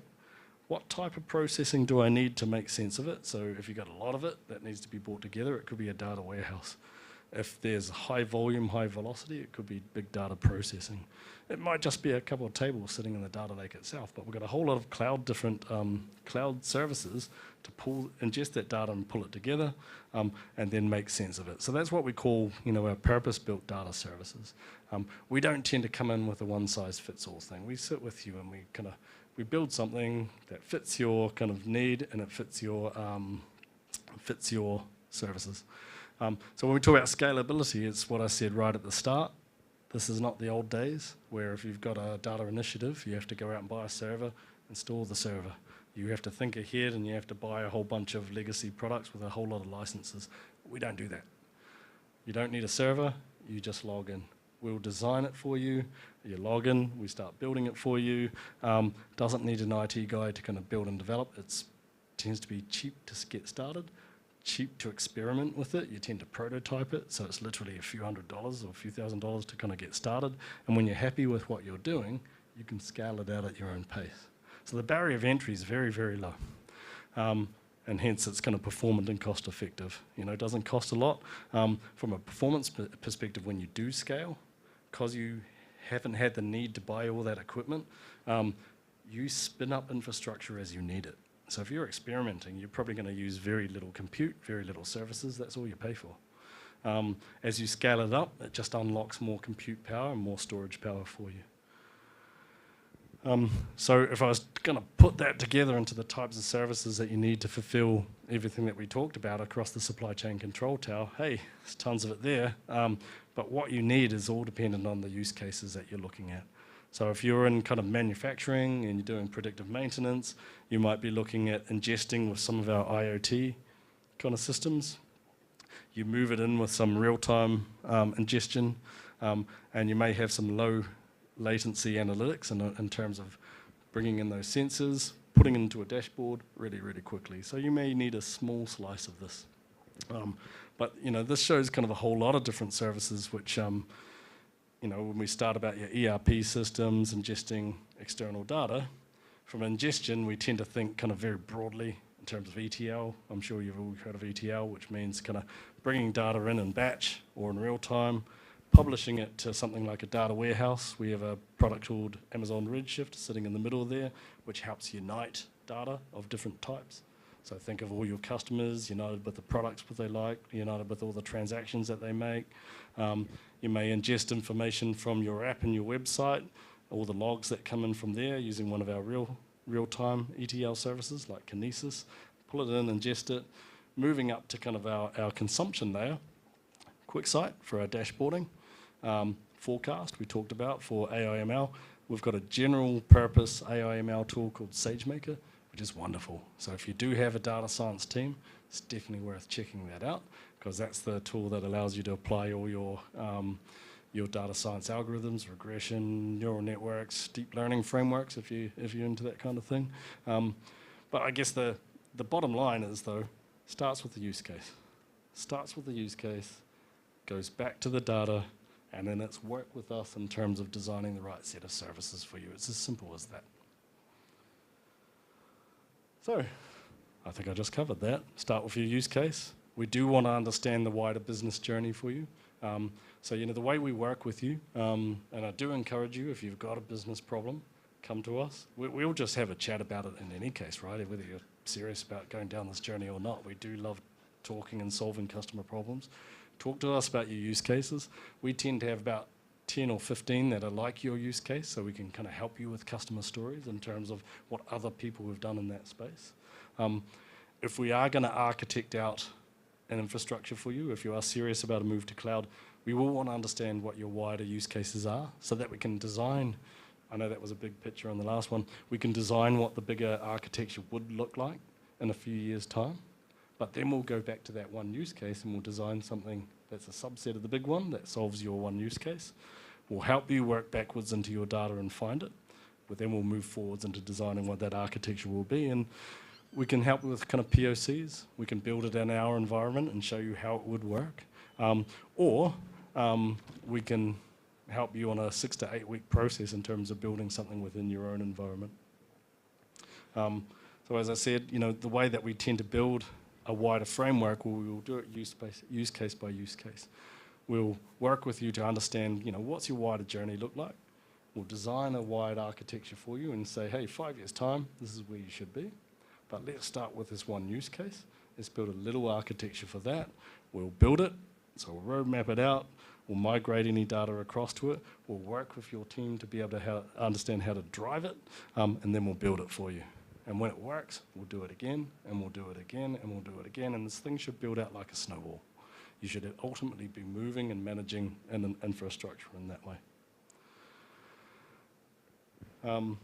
And we've talked about technology, but I have to throw this in at every single point of time. It's not just about technology. Building a data-driven culture is about people, technology, and process, and every single person in your organization has a role to play. Often when we talk about tech, we talk about kind of the central teams that build and manage tech, and I bet, a lot of you are from your IT teams or your data teams that are managing this. So you'll be sitting in the middle, you'll be the ones developing the platform and building this up, but we need to think about who's using data, and that's everyone, and we need to think about who's producing data as well. So as we build your use cases, as we develop your infrastructure, everyone needs to come along the journey. So when we talk about democratizing data, your consumers are the people who use reports. They're your data science teams, they're your management, they're your senior stakeholders, everybody. We need to make sure that we know who they are and that they can consume data. Otherwise, we're back to square one in terms of having the IT guy sitting in the corner having to do everything for everybody. So they need to come along on the journey. We also need to think of who's producing the data. So who are the people who own your systems, making sure that, when we figure out what data is needed for a use case, that data is created and sourced and ingested in the right way. I mentioned the kind of use case before about bringing all that third-party data in to understand supply, and it was all super dirty. Well, ultimately, you need to work with those teams to make sure that the data comes in clean and easily. So as we build out architecture for our customers, we'll always work on building the culture and the capabilities at the same time. And last slide, I promise. How can AWS help? First of all, expertise. We've got obviously the technological expertise, but we've got a whole lot of industry and domain expertise as well. When we talk about supply chain, we've got some wonderful people sitting in there. We've got an ex-McKinsey consultant running a practice. He's just fantastic. But they've got so much experience to throw at the problem, both from a business and a technological perspective. From the analytical services, we've got probably the greatest breadth and depth of services to kind of solve your problems with. If you are a technical person, we've got some wonderful tools to play with. And it's worth kind of getting in there and just trying different things on. We've got a lot of different programs out there that allow us to be able to kind of really work out what your use case map should be, and really build those out into a roadmap of business value and then of technical fulfillment to do it. And of course, partners. We've got partners like Maxis who help us on the journey to help us kind of deliver the services that we've got. That's it. You're probably sick of hearing me speaking, but if you want to hear me speak some more, have you got any questions? All right, thank you so much, Tim. Tim, just before you leave, you know, you mentioned about the shortage of chicken. Gave me a little bit of a PTSD moment myself. Yeah. A competitor of KFC. I remember once when I was going through a drive-through, and then I was like ordering my meal, and I said, "Can I have a large fries?" And then the counter says, "Sorry, there's no more large fries." That's McDonald's, isn't it? Yeah, we Happened to only me as well. You know, so that moment itself, I actually head off to a grocery store, got myself the packet of frozen fries, and since then my habit has changed. Yep. I don't buy fries anymore. Yep. I just make it at home. Supply So chain. that's the constant changing of how, you know, these kind of things do have consequences in terms of consumer changing. If you don't have a backup plan, Yep. it's going to be a lot of challenges, right? And just before we begin the Q&A session, I was listening to what you mentioned.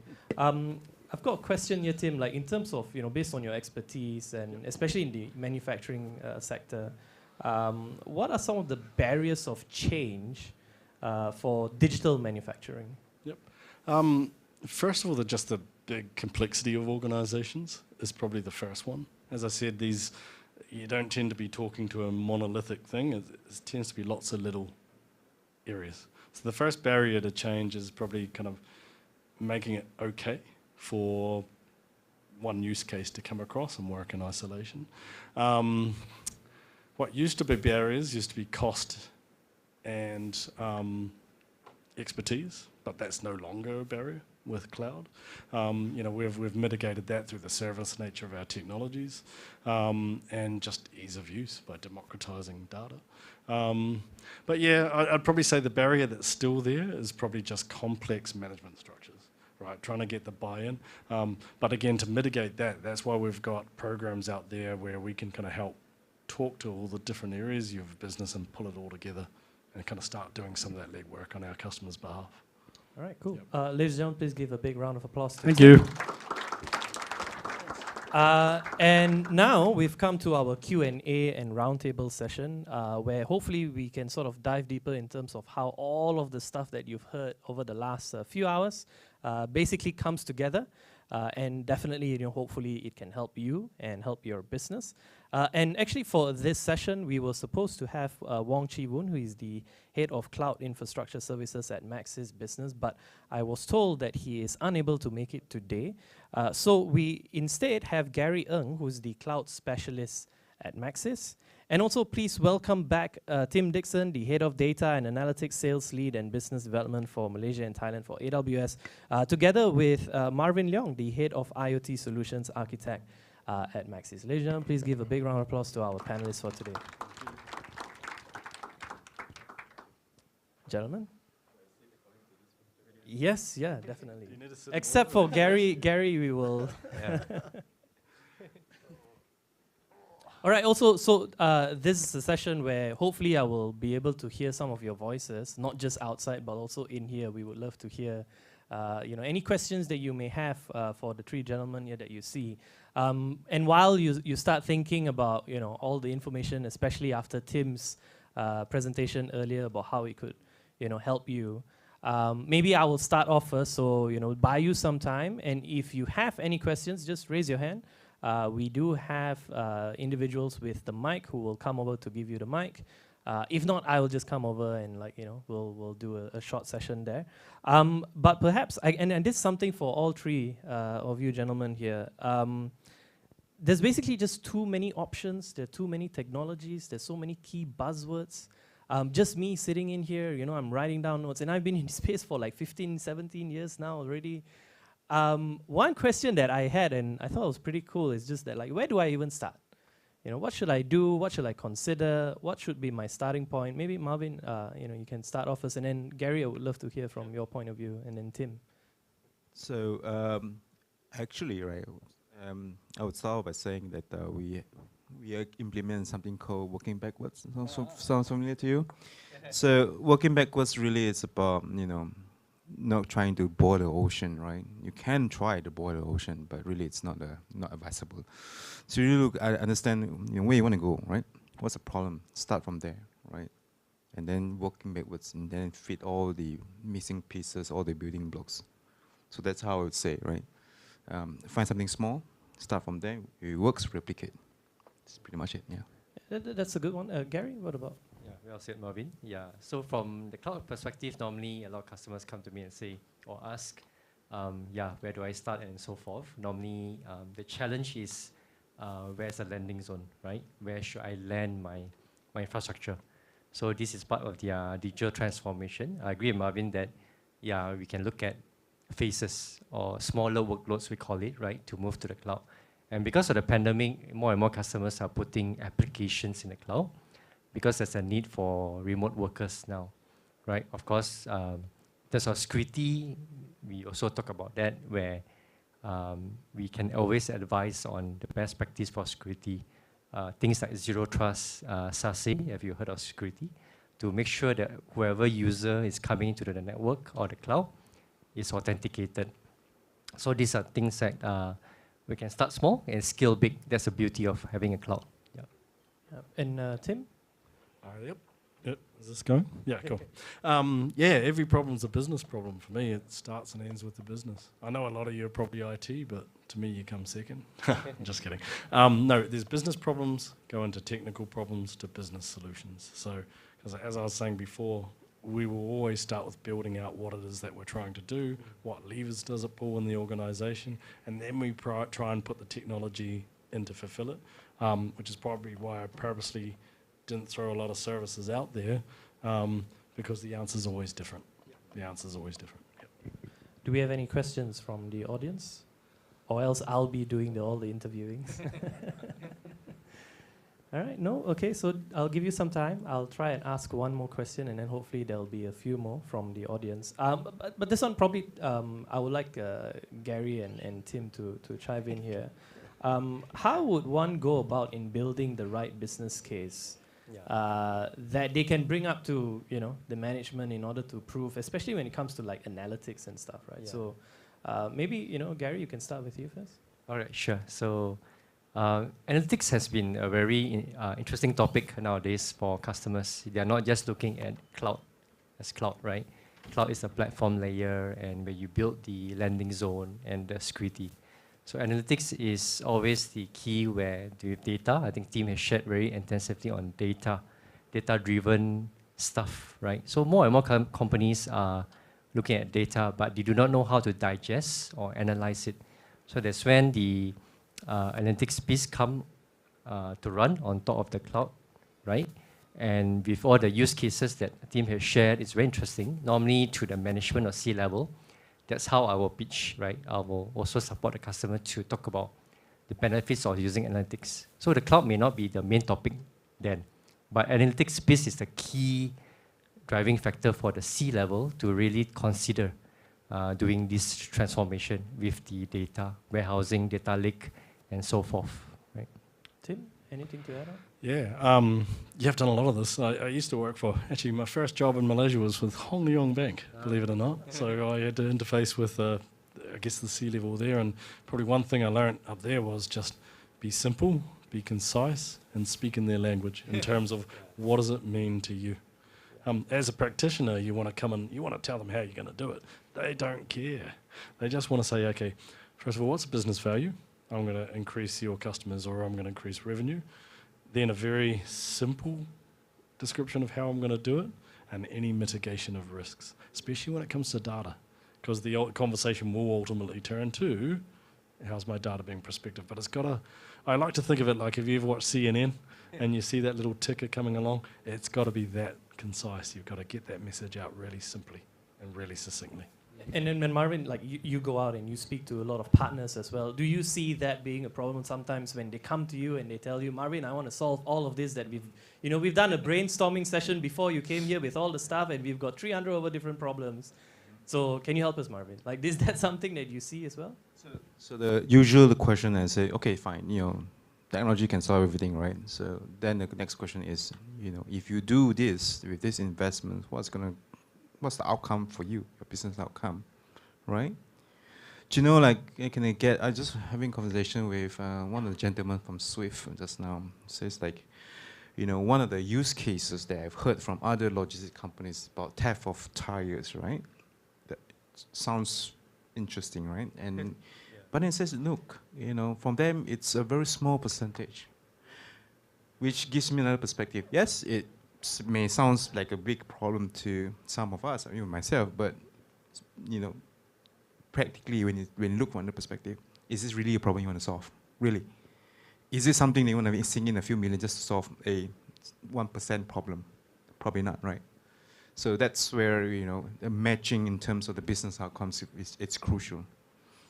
Technology, as I said, it's there. It's always there. It's always making sure that the technical commercial of it stands.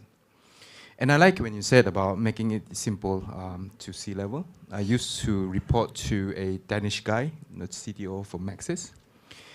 He doesn't like fluff. He likes straight to the point. What's the problem? This is my problem. How you want to solve? This is how I solve it. How much money you need? This is how much I need. And that's it. It doesn't need fantastic slides with boom. No, just key points. That's it, right? I guess it resonates with you guys, right? I mean, if your management asks you, they don't expect fluff, right? They expect what's the business outcome. I mean, so more so for company-owned companies, right? It's coming out of their own pocket, right? They expect I spend 1 ringgit, I get 5 ringgit back, isn't it? More than that, right? Well, I'm just giving an example, but it's pretty much that. So that's what I tell my team. There are many, many ways to solve a problem, but at the end of the day, are we solving the right problem? Yeah. And also, Marvin, you spoke a lot about IoT, and I heard, from some of the audiences that you're an IoT expert as well. Yeah. So hang on. Preface, I'm not an IoT expert. I just have a title IoT. It's just, No, so basically my question is, like, you spoke a lot about being in the 4G realm, is able to do a lot of things that we haven't even started doing. But there's a lot of talk about 5G as well. So how would one go about in differentiating, like, we should move into 4G or we should move into 5G, making that business case? Because sometimes when you go up to board level, they would typically want to have, like, if it's 4G and stuff, it's not going to be sexy. I'm not going to get some of the press, or people are not going to look at me interestingly. How would they then, if it's meant to be 4G, how can they sort of position it in a way where it's still something that is value to the board? So I think I spoke about early on application first, solution first approach. Technology, not really, right? So I get it, right? I get it. A lot of organizations like the sexy buzzword 5G, wow, woo, wow. But really, the question I will ask you: so what does putting a 5G attached to your company? What value does it bring to you in terms of your bottom line? Does it bring you additional 1 million? I do not know, right? So herein lies the conundrum, right? When I look at solutions, when customers can tell me, I have this problem, quality control I need to solve. I don't look at technology first. I look at what's available for me to solve. That's one. Second thing is there something I can do more efficiently commercially, right? Then I start matching the technology to it. To your point, right? Yes, I know Maxis also being one of the guilty parties, right? 5G or whatever, right? But you can cheat in a way and say some of the solution, right, is also 5G capable. Remember what I said about 5G? It's only one out of the box, 5 boxes, right? So you need all those infrastructure in place, cloud being one of them. Because at the end of the day, when we telco, this is a secret I'm going to tell you, when we look at 5G, we don't look at one component. We look at end-to-end. That means, is our people geared up, right? Is our infrastructure ready, right? Is our billing system whatever, right? Is our capability ecosystem of partners ready? Then we can probably say, yes, we are 5G ready. There's no point calling yourself 5G ready. At the end of the day, I'll just give you a 5G phone, you go and buy your own phone. Right?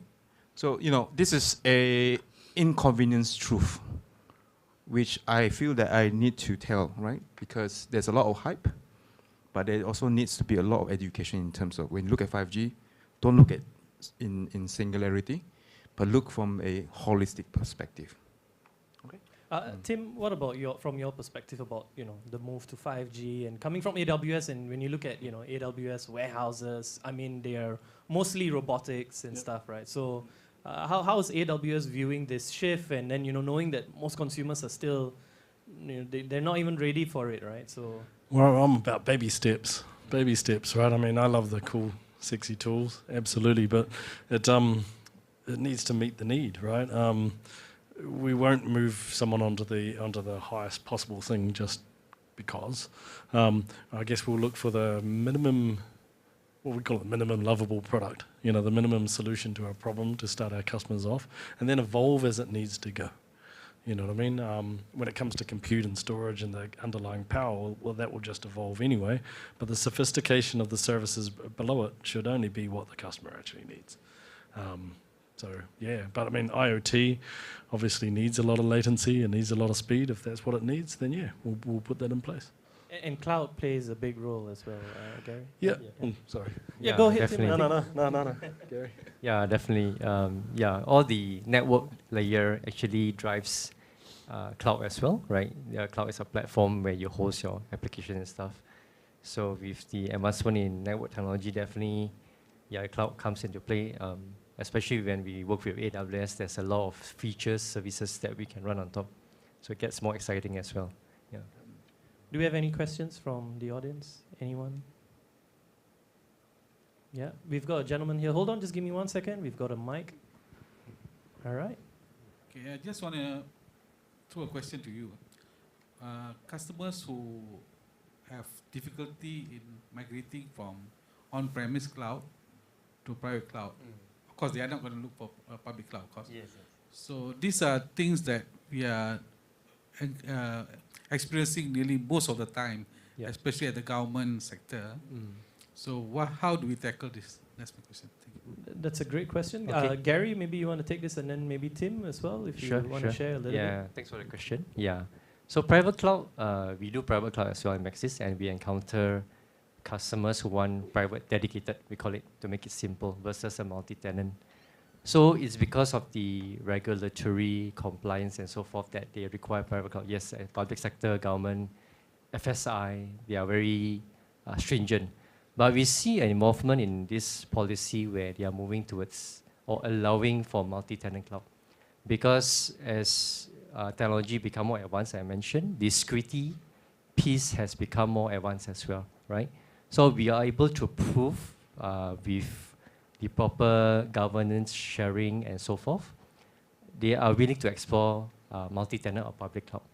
Because private cloud is a cost, right? I think we talk about pitching to C-level. How much does it cost for me to host? When you throw a private cloud, it becomes very costly. So your C-level not convinced enough, right?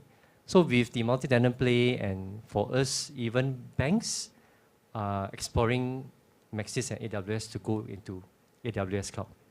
Because they see so many good features, things that we can govern and policy. And I just want to touch a bit on how Maxis deploy for customers, right? Like we have this thing called AWS Control Tower. So our guys are trained in that same framework and same deployment to make customer go to cloud faster and with all the governance and policy in place, especially security. So that makes a good value prop, especially to C-level, to convince them, to consider that. And if you realize also the bankings are also become more lenient, right? They are willing to explore public cloud nowadays rather than private hosted cloud, right? Of course, if the application is very mission critical, definitely private cloud is the way to go for some. Like your mainframe or AS400 for banks, they still prefer to host it locally in their own data center, or worst case in a local hosted. But for many of the applications, as they re-platform the applications, they are willing to go to microservices, like container services, which is in the cloud and easy to deploy and manage as well.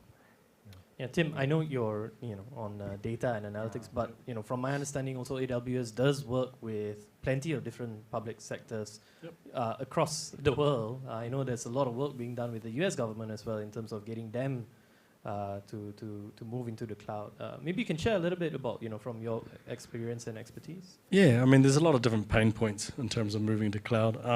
from a data perspective, it's usually sensitivity of data is probably the biggest pain point, which is customer data. Like I'm from a banking background myself as well. So from a Malaysian regulatory perspective, there is no reason why it can't be on the cloud, or even at the moment, we don't have a region in Malaysia, but that will change soon. But there's no reason you can't move to cloud. The regulation just says it needs to be done in consultation with the regulatory bodies. And one of the kind of obstacles is that's a bit of a hurdle. No one really knows what it means. A few have done that journey, but it just seems really hard. So we help our customers with that consultation. We also help our customers in terms of kind of classifying data and moving data that is less sensitive. So AI/ML workloads are often the first to come across because you don't necessarily need PII or sensitive data to do that.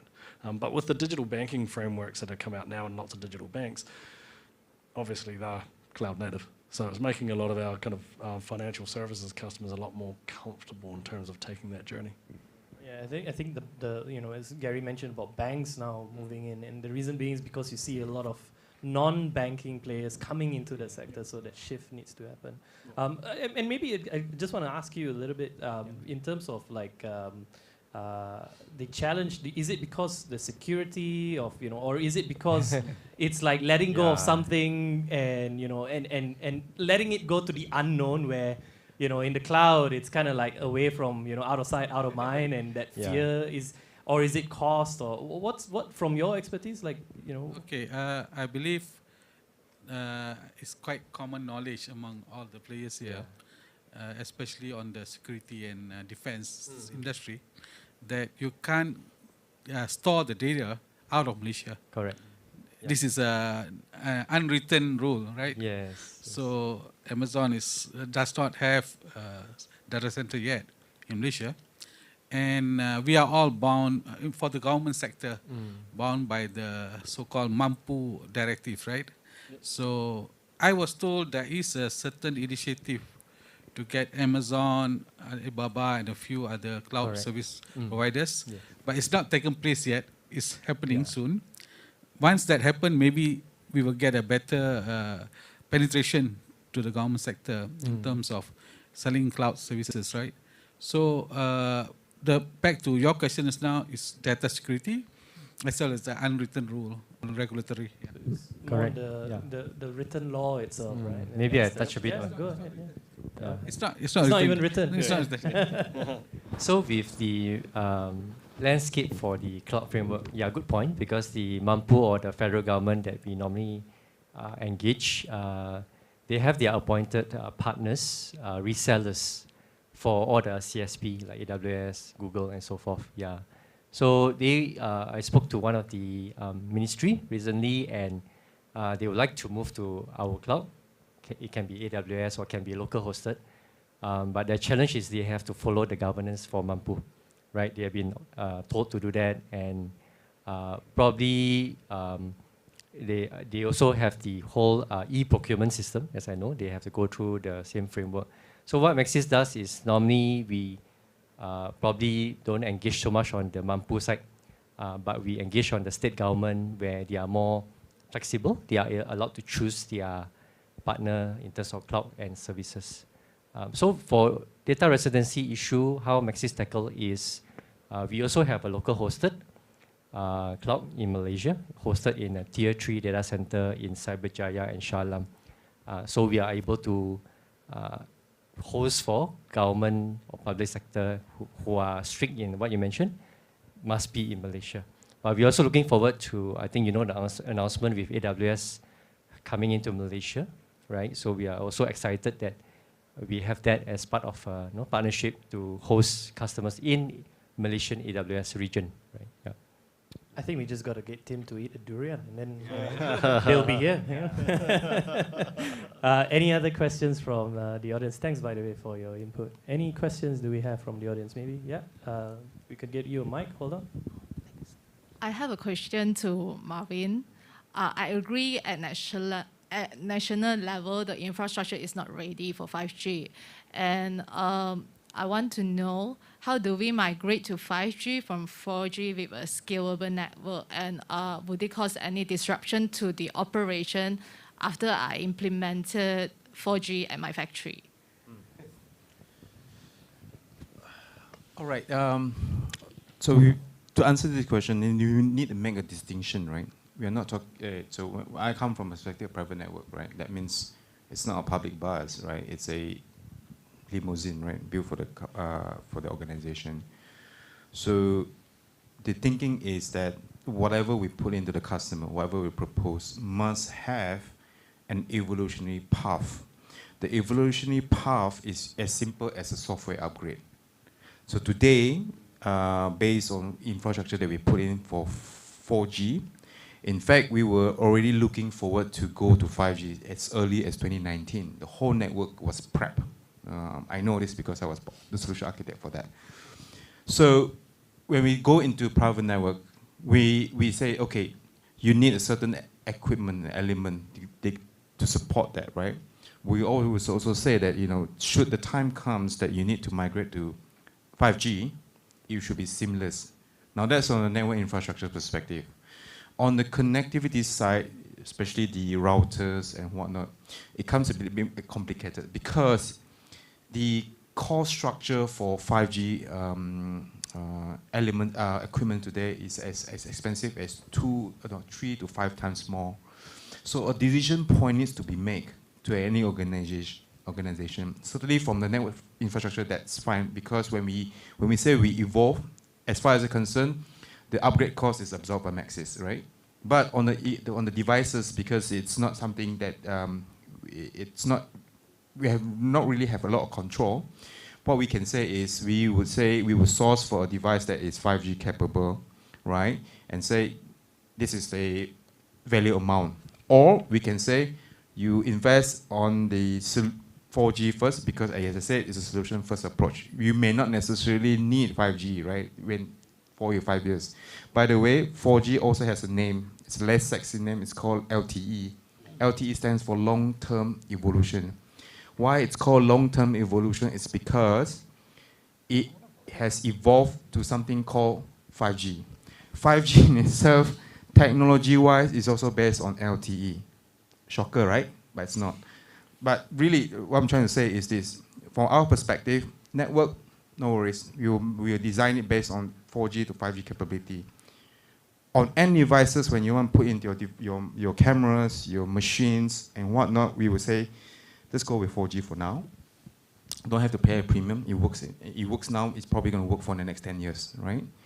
And only if the solution requires such that 5G is the only option. There's only 2 or 3 use cases that I know of that you absolutely need 5G, and something called URLLC, which is ultra reliable low latency connectivity. And that again, the technology itself is not matured. Maturity level for that is about 2 years in the horizon, right? From a standards perspective, as well from, again, the most important keyword here, ecosystem readiness. It just isn't available. So even if you want it, right? So, and this is cutting through the hype, right? Hype says all these fantastic things, but reality is you just have to wait, right? I hope I answer your question. Does that answer your question? Yes, Right. thanks. All right, cool, thank you. Yeah, so basically, in a way, there's still a timeline for these kind of things to evolve, and at the moment, there's no risk of moving and starting the journey into 4G, because you know, a lot of people may think 5G is just around the corner, but actually, it still has a lot of evolution that needs to take place, and which could take a few more years. Maybe I should also try to assuage some concerns, right? So from technology perspective, when you say 2G, 3G, 4G, and whatever, right? There's usually a 10-year cycle to that, right? So what it means is that, okay, 2G is an exception. 2G has been here for the last 25 years, only because this technology is proven. It just works, right? But it only works for voice and bare SMS. It doesn't work for much, right? Then you have 3G, which is neither here nor there, right? That's why we decided to, you know, the government decided to remove it, right? But 4G itself still has at least another, I think by my estimation, about 10 years to go, right? 10 years is a long time, right? Even 5 years is a long time. By then, if you look in your devices in terms of refresh, it usually look at a 5-year cycle, right? So to answer back your question again, right? From network perspective, I'm not so concerned, right? Because for us, it's a software upgrade. Ecosystem devices probably on M2M probably usually have about 5 to 6 year cycle. So by the time you need the upgrade, I mean, it's already end of life, and you need the upgrade anyway. So that's when you make the change to a more cost-effective solution by then. Okay? All right, thank you so much. Anyone, Tim, Gary, want to add on? Or I think Marvin's given a very holistic view. Perfect. Any other questions we have from the audience? Anyone from the top here on the second row? Over from this side, we've got a gentleman in blue. Let me give you the mic, hold on. All right. Hi, we are from Elevator Company. I just have a question about the data collection, because today's the topic is on the IoT and the ML AI thingy. Okay, so back then in the past, our concern is where the maintenance worker, every day they need to key in their data, key in their maintenance work into a system. So we already have the system, but now we are on the developing stage to create our own identity about the IoT dashboard. Okay, so we are developing the IoT system, but the question is, how do we, because for the following one is actually a more technical thing. So I was confused. How was the message, or maybe the expertise here how to tackle the concern to migrate the data from our existing system to our developing IoT dashboard. So we have a lively data synchronized on spot, so we do not have to miss out any of the data transfer.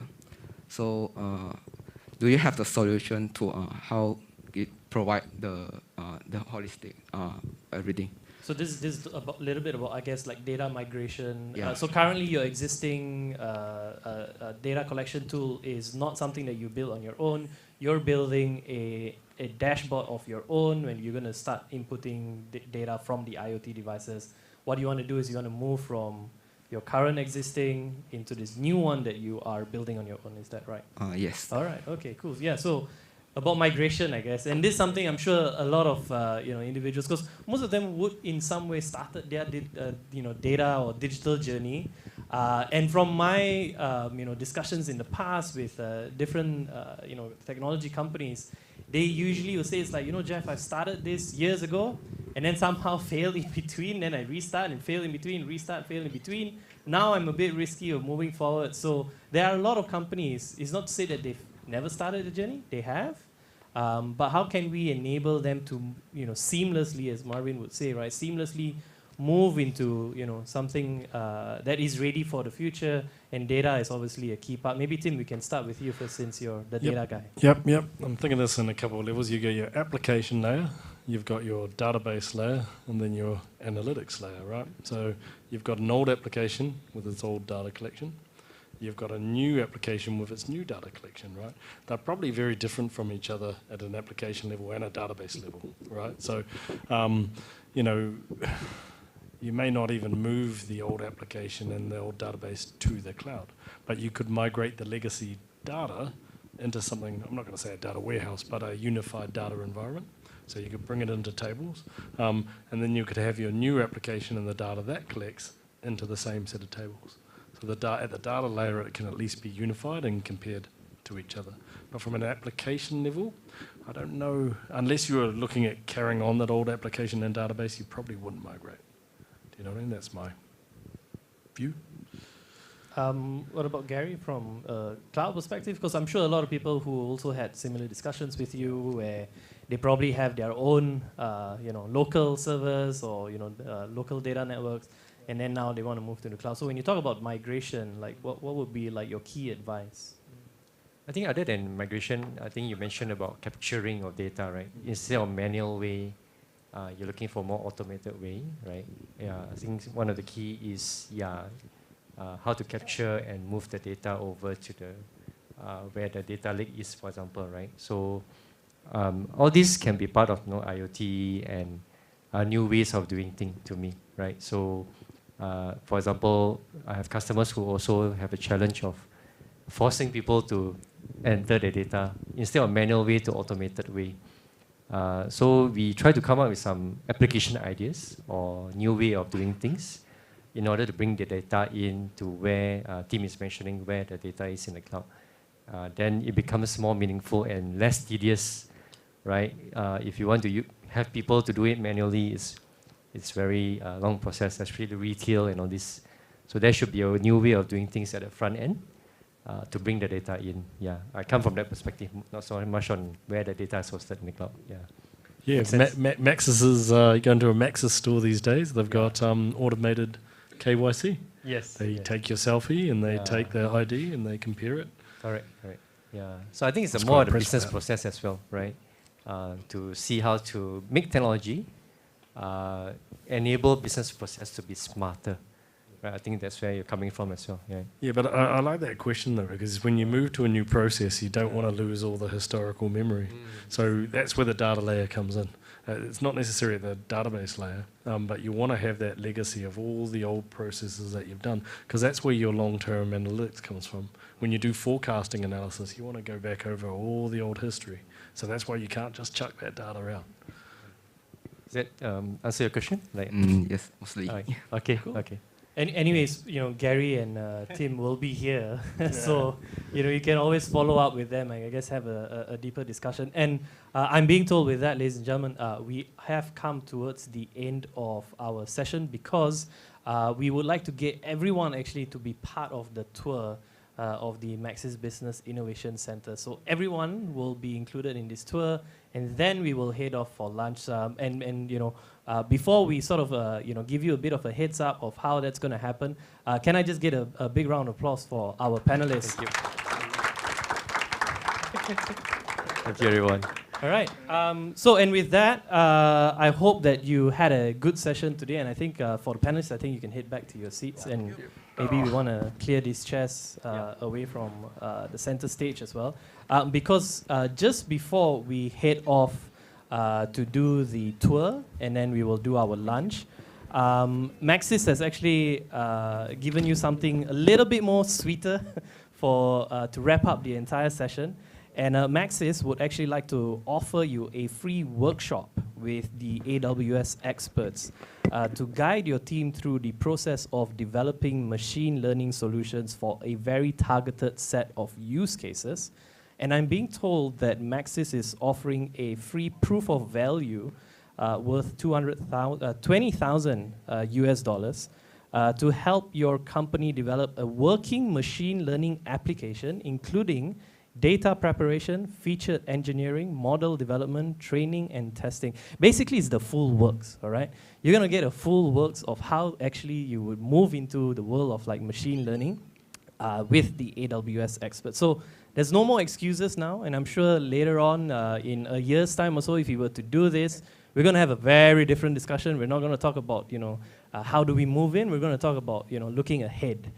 Which is something that I look forward to. So all you need to do is just basically go and say hi to the Maxis representatives that are outside.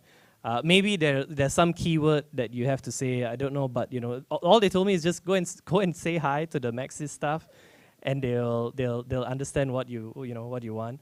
I was thinking maybe they should just go up. You should just go up to the Maxis rep and just say, I would like to jumpstart. Maybe that's like a secret code word that we need to use. But they say, no, let's just come up and say hi. So let's just stick to that. Just go up and say hi to the Maxis representative, and they'll help you out. And with that, ladies and gentlemen, we have come towards the end of our session. Also, there are two things that you'll need to know. One is we actually have a lovely goodie bag that we would want to give out to all of you who attended today. And all you need to do is actually pretty simple. You just need to scan this QR code that you see on screen. No data, no coverage here. Don't worry. For those who don't have coverage, if you can't scan this, just head outside at the reception counter. They'll be able to assist you and fill up all the details that's required from this. So, yeah. All right. So just make sure you scan the QR code. For those who haven't scanned yet, don't worry. If you've got no data, don't worry. The front reception desk will be able to help you out. All right.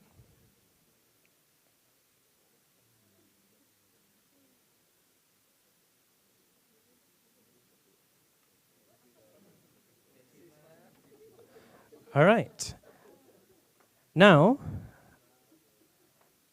as we will all, so right now, we will all head out, and we will head out to the front, the reception desk of the Maxis Business Innovation Centre. Hopefully I'm not blocking anyone here, cool.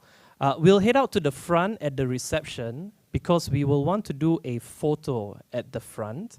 And then from there, we will do a short tour around this space, and then we'll move out for lunch. So very straightforward. Please try not to break away, because then, you know, it'll be a bit difficult to find where you guys are.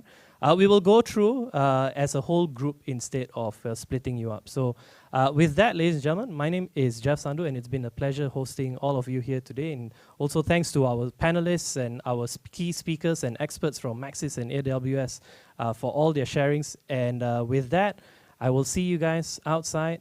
Thank you so much. Have a great lunch at Four Seasons, and stay safe. Thank you.